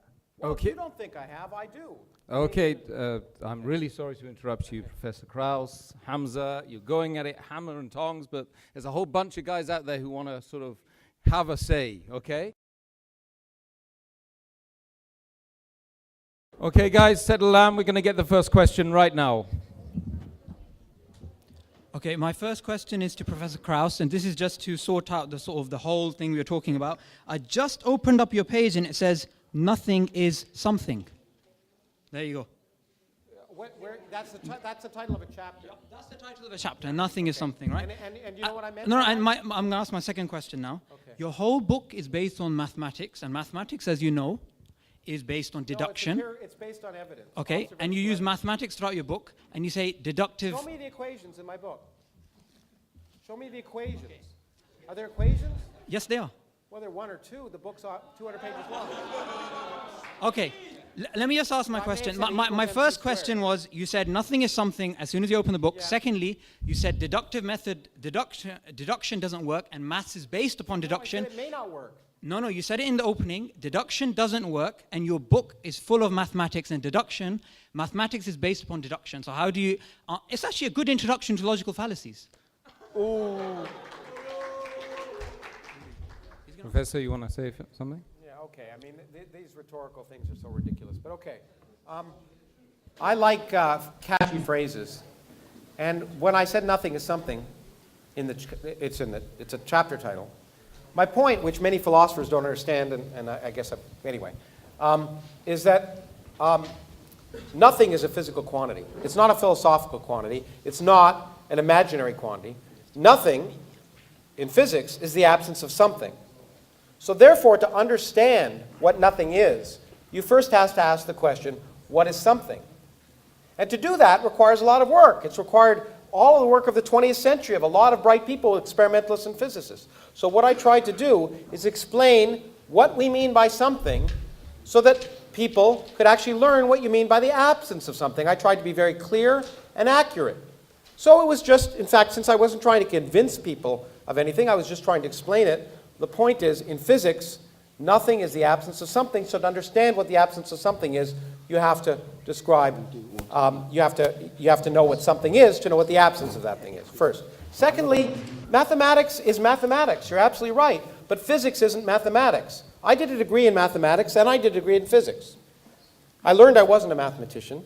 And more importantly, I learned many of the best mathematician colleagues of mine weren't physicists. Because the universe, the way physics works, is that we make mathematical models of reality, but we don't decide that they're right. We say, in fact, I do it all the time, and most of them are wrong. I sit on a good day trying to make a mathematical model that explains reality. They go out and test it, and 99.99% of the time it's wrong, because that's the way science works. If it didn't work that way, anyone could do it. So it's not inductive in the sense, the mathematics is a useful language. In fact, it's the only useful language to describe nature, as far as we can tell. But it doesn't, we don't decide. Mathematics can describe an infinite number of universes. You can write mathematical descriptions of an infinite number of universes. Most of them aren't our universe. The way we determine if they're our universe is we go out and do experiment. Science is experimental. Without experiment, pure thought leads nowhere. If you locked a particle physicist in a room and asked her to come up with a theory of reality without any experimental observation, she'd come up with the wrong answer. Okay, you didn't actually answer the question there. Yeah? Just to reiterate, because you didn't actually answer it, yeah? You said deduction doesn't work. No, I didn't. No. Yes, you said it in the opening. I said it doesn't have to work. Let me just repeat the question because you didn't understand the first time, right? You said deduction doesn't work, and your book has mathematics. And what I want to ask you is... fine, I agree with you. Next question. Okay, what is deduction? That's my question. What is deduction? Do you even know what deduction is? Because I studied mathematics at university. I don't even think you know what it means. What is deduction? You know what? Yeah. What is deduction? Let me just say, let me just say this, okay? You can make definitions of things. I can try and figure out how the universe works. I'll make progress, and you'll sit here. Okay, thanks very much. Next question, please.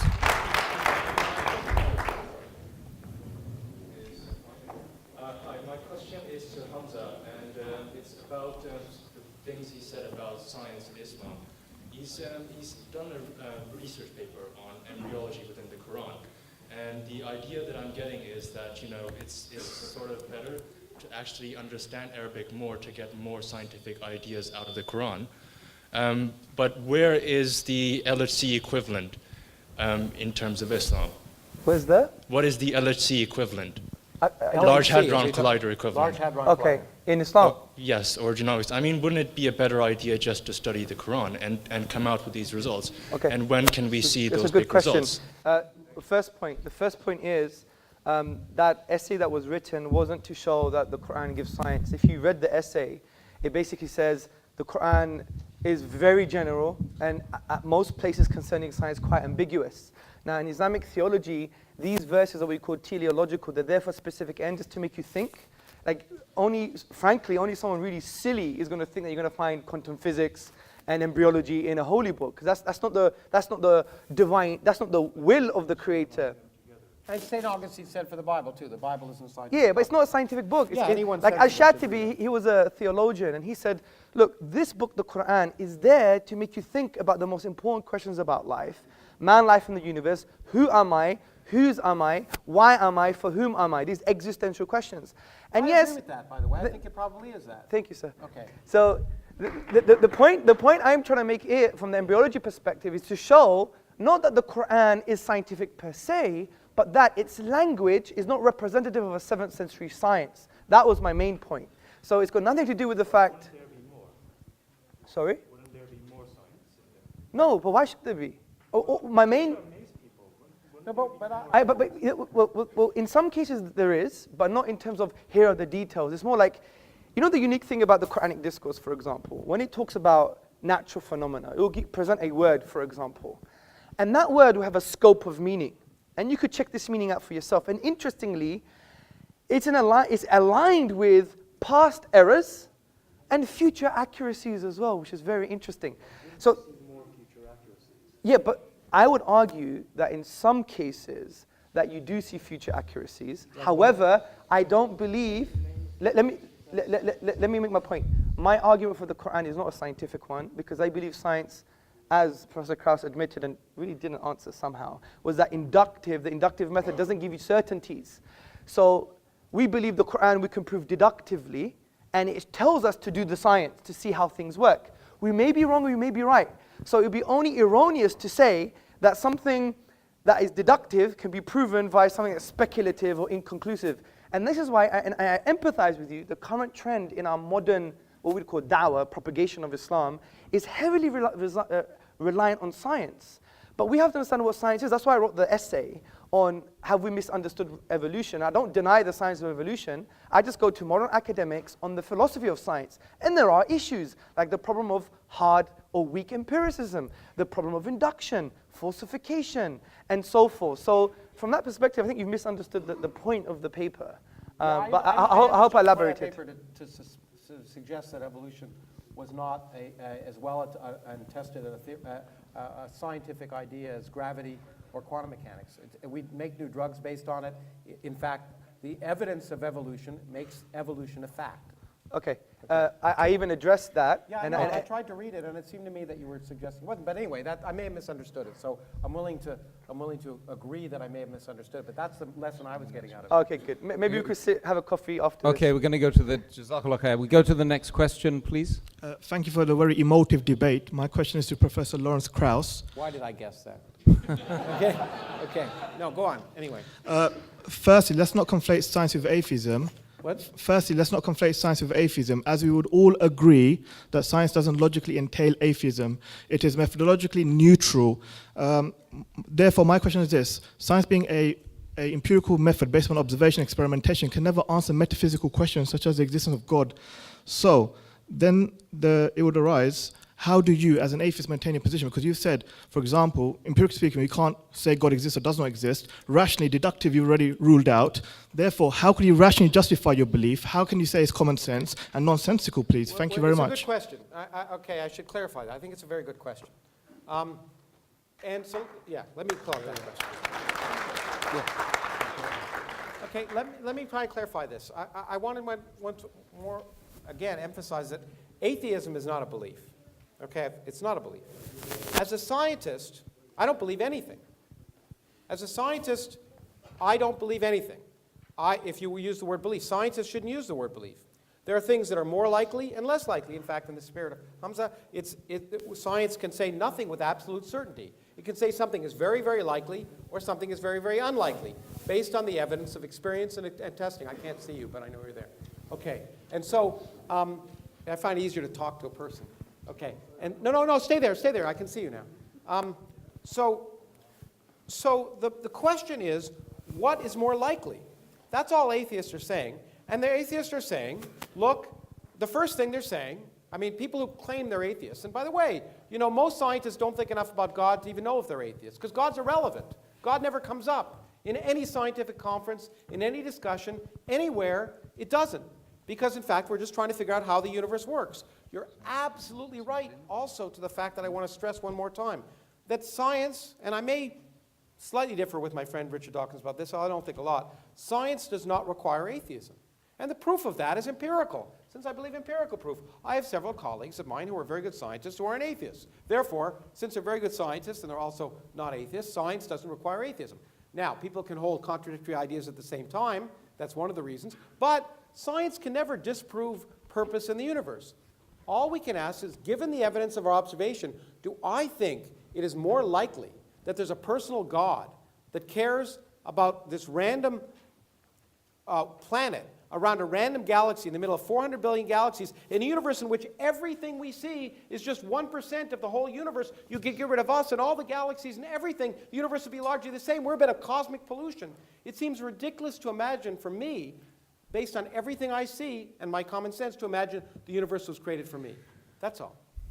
Okay, thank you, Professor. Let's go to the next question. Hello, Mr. Krauss, and assalamu alaikum, Mr. Tzortzis, for a very good talk. I just have a question for Hamza. So you started off talking about infinity, and I mean, a lot of these arguments were sort of William Lane Craig type arguments, who, by the way, Fox News loves. Now, my question is, we've got a guy here who's written 300 books in astronomy, cosmology, whatever, and I mean, there is a lot of talk about Islam, about the Quran having scientific evidence behind it, cosmologically as well. Why didn't we ask him these questions? Why didn't we say, well, I don't know, you said that, you don't know, so why not ask him, he's there? I mean, why not? This is a forum for conversation. Why didn't we have, well, I didn't hear one time, except for when you mentioned quantum vacuum, where he explained to you what quantum vacuum is. Yes. Like, other than that, I didn't hear anything, so I'm really interested as to why that conversation didn't happen in here. Because my argument wasn't a scientific one. But I could do that in Starbucks Well, or hold on, for the hold on. leftists amongst you in Trying to pretend another it's coffee scientific, shop. Just like William Lane Craig often tries to No. use the evidence of the Big Bang. No, let's be attentive to my argument. It wasn't a key premise. Yeah, it was. absolutely. I even Well, repeated. I guarantee you, I agree with you, it was not scientific at Yeah. all. Exactly. Well done. So, my point was, it was just suggestive.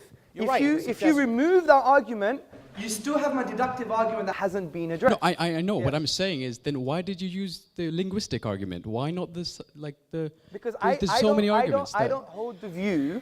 I don't hold the view that the scientific argument per se is strong enough to become a deductive Right. So it has to be argument. linguistic. So let's make No, this there's clear, many because others. There's this is historical, a- there's numerical. this is a- I could give them I'll to you go. now. Historical is also based on evidence. Let me make this clear, because it could be a real difference, and it should just represent our fundamental differences. Yeah, of course. You don't believe that your beliefs should conform to the evidence of reality. No, of course not. Okay. I don't. Good. That. Okay, No, but good. you're. Well, that's fine. But That's a Krauss, fundamental difference. you just even agreed that science itself, which we love and we think is a mercy from the divine reality to use, that has correlated verses indicating we must use reality and be empirical. You've assumed that empiricism itself would lead to an understanding of reality, absolutely. But you agreed that's I not never the said any case. absolutes. I've always said plausible, likely, unlikely. That's the way But science that's works. And the whole question here is, what's more sensible? And the point is, once again, I said empirically, 1,000 religions, you're all atheists for 999 of them. I'm just an atheist for one more. Yeah, but this is precisely my point. Yeah. Why would I therefore use an empirical inductive method to form beliefs that I believe are certain? That would be obnoxious of me. So what I do is, if I believe something is so certain as the existence of the divine and the miraculous nature of the Quran, I'm not going to use an inductive method which is speculative and probabilistic, which you would even agree ranges from 0 to 99%. I would have to rely heavily on what you would call other methods, epistemic routes to knowledge, such as deduction. And are There's they nothing, sensible? Well, and they are sensible. And here's the question, as Carl They are. Sagan would have said, extraordinary claims require extraordinary evidence. And the claim that you're absolutely certain of the truth, that you personally are absolutely certain of the truth, is a remarkable claim. No. And the evidence you presented Straw man. was not Straw yours. man. I'm absolutely certain of very basic truths, and this is called epistemic foundationism. No, I don't have that presumption. I'm not that presumptuous. Well, you obviously have a presumption that induction works. That's the truth No, in I itself. don't have the presumption that I know the truth. Let's presume there's more questions as well. Okay, let's go. Hi, my question is for Hamza. Oh, yes. And, my question is, I just want to clear something up before I go on. Do you think that logic and science are two separate paths to truth? Because Professor Krauss here is taking the scientific approach, you've been taking the logic approach. Do you believe they're mutually exclusive, that you can have a logical... No, of course not, because you can have a deductive argument that its premises rest on induction. So that's fine. And an inductive argument, by definition, is empirical by nature. But the point I'm trying to say is there is a difference between induction and deduction. That is a clear distinction. Well, sure, that's Yeah, exactly. So the point is, if we do have a valid and sound deductive argument, then for God's sake, let's address it. Not just say, oh, you guys put women in bags, or you scratch your ear on a Sunday, or you don't clean your earwax, or all these kind of random red herrings that were coming along, right? So the point is, I tried to ask empirically what's, to me, and maybe this is a different word, maybe we should have defined the word sensible. Please, Yeah. sorry. Could I interrupt? Is something that's Yeah, consistent sorry, with the evidence that wasn't the question. My Sorry. question was that if you think logic is, you said you didn't think it was independent, but do you think that your premises, because that's what your arguments rest on, are informed by empirical evidence? Some of them are supported, but the majority of them are deductive themselves. Okay, next question. And that's what makes deductive very strong. If you have premises that are deductive and the conclusion is sound and valid, therefore it's a deductive argument. So that makes it a very strong argument. And that's why I said it would be irrational to take induction over deduction if you have a deductive How argument. do you know that they're valid if you don't test them? Because you know them conceptually and metaphysically and philosophically. Just like that woman knew to drown her 4 kids. Yeah, but, okay. No. Okay. No. Let me address this question. Sorry. The interesting thing is, your very statement is a metaphysical statement. It could be translated metaphysically. For example, induction is the only method to use to try and establish or know reality. That statement itself is self-defeating. It can't even be proven by empiricism. It's an inductive statement.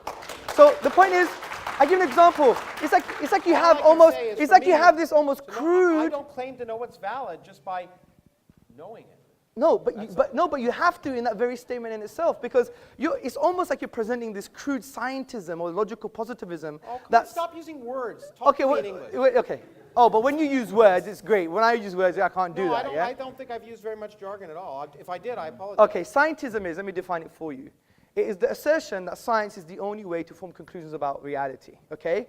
That statement itself is, one, self-defeating, because science can't prove that statement. Secondly, science itself, that statement itself is flawed because science can't prove mathematical truths. Also, it can't prove ontological truths. It can't prove moral truths, historical truths.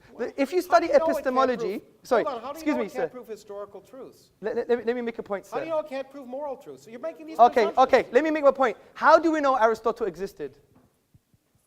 There's lots of evidence. Okay, let me give you a piece of evidence that I know. We know him through Plato. Okay? It's highly likely that he existed, which is what science would say. Yeah, but let me make my point. Even anyone studying epistemology, which is the study of knowledge and belief, you would know that the majority of your opinions in this room as well is based on non-empirical evidence. It's based on. Let me finish. I understand that could be wrong. Yeah, but Aristotle may not have existed. Yeah, but you're missing a point. I'm trying to show you there's other routes to knowledge, sir. Which That's is not knowledge. such as testimony, for example, testimony? authentic and valid testimony. Oh my goodness!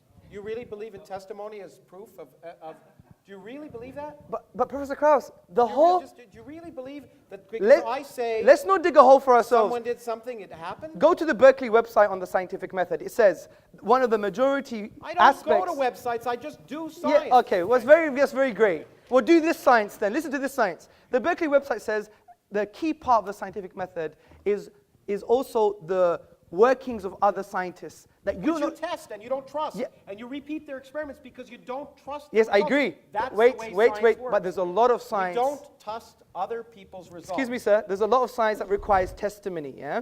What? Lots of science. What? Okay, I'll give you an example. Have you done every single experiment concerning evolution? No. So you believe it's true? Thank you very much. I don't know. What else do you want to say? Do you want me to answer?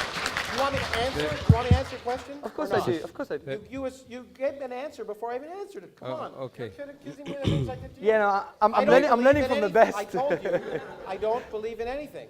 I think, based on the evidence of my experience, and everything I see in the world around me, that evolution is highly likely.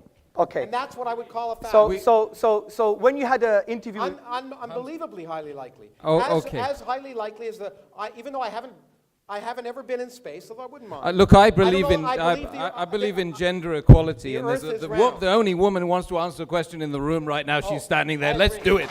Okay. I applaud that. I applaud you for that. I just wanted to make a comment about the incident that happened before this event began.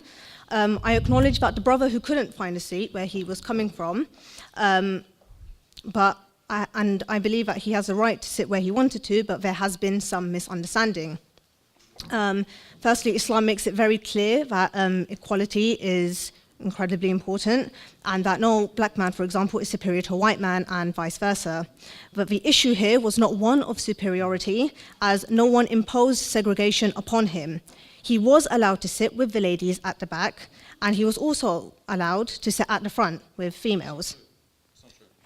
But if some of the ladies chosen to sit at a distance from the men, why must he impose himself upon us?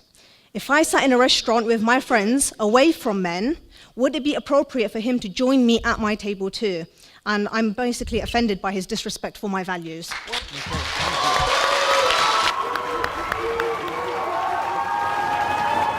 Okay. Let me respond, although I'm not the organizers. Let me respond. Look, the point is, as I said, I don't think people should be uncomfortable, okay? And they should move if they're uncomfortable. However, you chose to come to an event that wasn't segregated. If you felt uncomfortable by that, I think you have the right not to be here and watch it on video. But you chose to do that, and therefore, and I realize that you may be uncomfortable sitting with men, and I respect that. You shouldn't be forced to do that. But if you choose to go to a hockey game or a what do they call it here, football game, which is really soccer, then you subject yourself to the social conventions of the time. So I respect your desires, and I don't want you to be forced to do that. In fact, you should have moved away if it was offensive.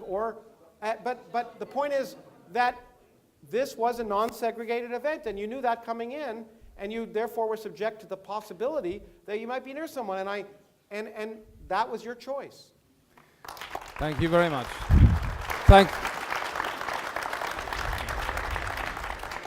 Okay, thank you very much. Thank you very much. You guys, mashallah. Oh, sorry.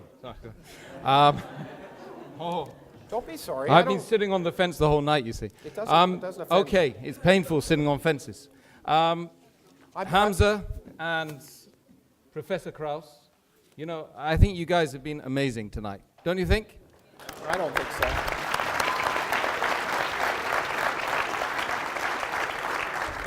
But you still got to convince the audience up there, so you've got 2 minutes each. Oh, well, no, I mean, I'm glad we had more dialogue than, as I once said, because I just think the debate format is a stupid format. Forgive me.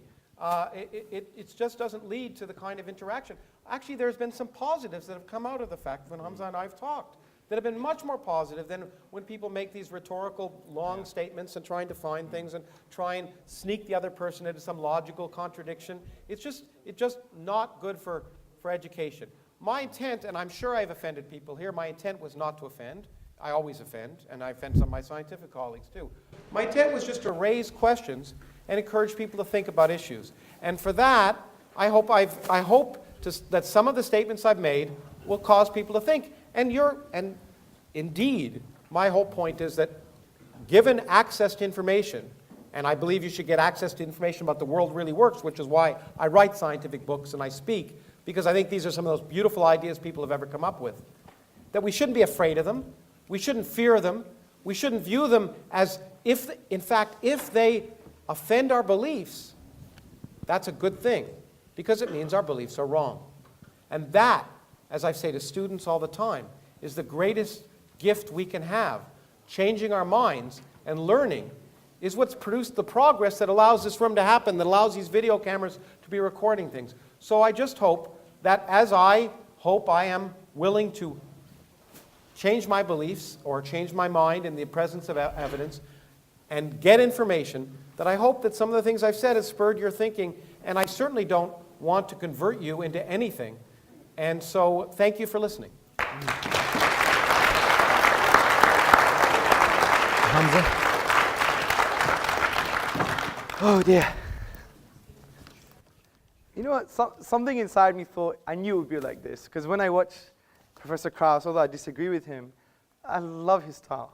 And my dad would love your style as well. It's like, I don't care, I'm going to be me, get over it. You know? So I do respect that. Good. And the other thing I do respect. You're that way too, don't you think? Yes, we're the same. Okay, well, then we're you the go. same.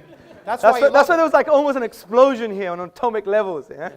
I mean, interestingly, we have a lot in common. We both like Star Trek. So, you know, I know it's not real. Sorry, I couldn't. You gave me the line. Yeah, I give him that one. I give him that one. I give him that one. Okay, good. Right. So, first and foremost, I think there wasn't much discussion on the definition of a miracle that I presented. I think maybe we should have more useful discussion on maybe the coherent definition that we presented. Concerning the literary form is unique. Again, I think there was a misunderstanding between aesthetic reception and unique literary form, and the computer analysis that was brought as an example wasn't based on a whole chapter, which is based on the inimitability of the Quranic discourse. Also, I think we brought forth a deductive argument to show that the finitude of the universe, and therefore it couldn't have come via nothing. Once it was in a state of non-existence, then it was brought into being. It couldn't self-create. It couldn't be created by something else that was created because of the absurdity of the infinite regress. Therefore, it makes sense that it was created by something uncreated or caused by something that's uncaused. And it's in line with our definition of causality, which is something that produces effect, which allows asymmetric causality. Also, when we talked about the infinite, we talked about the quantitative infinite, not the qualitative infinite. And I think the examples the professor gave were based on axioms and conventions in the mathematical realm of discourse rather than in reality. So that's all I have to say. I don't think the key premises of my argument were addressed. And I think it shows the veracity of Islam from that perspective, because if it was so wrong and so rubbish and so nonsensical, we would have had a strong counter-argument from that perspective. But this is going to be unaddressed until the Day of Judgment, I believe. But I think what we all have to learn is that, you know what? We can sit on a table. We can speak together. We may be angry and rhetorical. And by the way, I so apologize if I offended anyone, especially Professor Krauss. I did say things that I shouldn't have said for a highly respected, academic like himself. So we have to humble ourselves for his achievements. And some of the words I used were not appropriate, even though they may have sounded nice rhetorically, but that's a different issue. The point is, you know, at the end of the day, let's be human. Let's connect with one each other without presuppositions.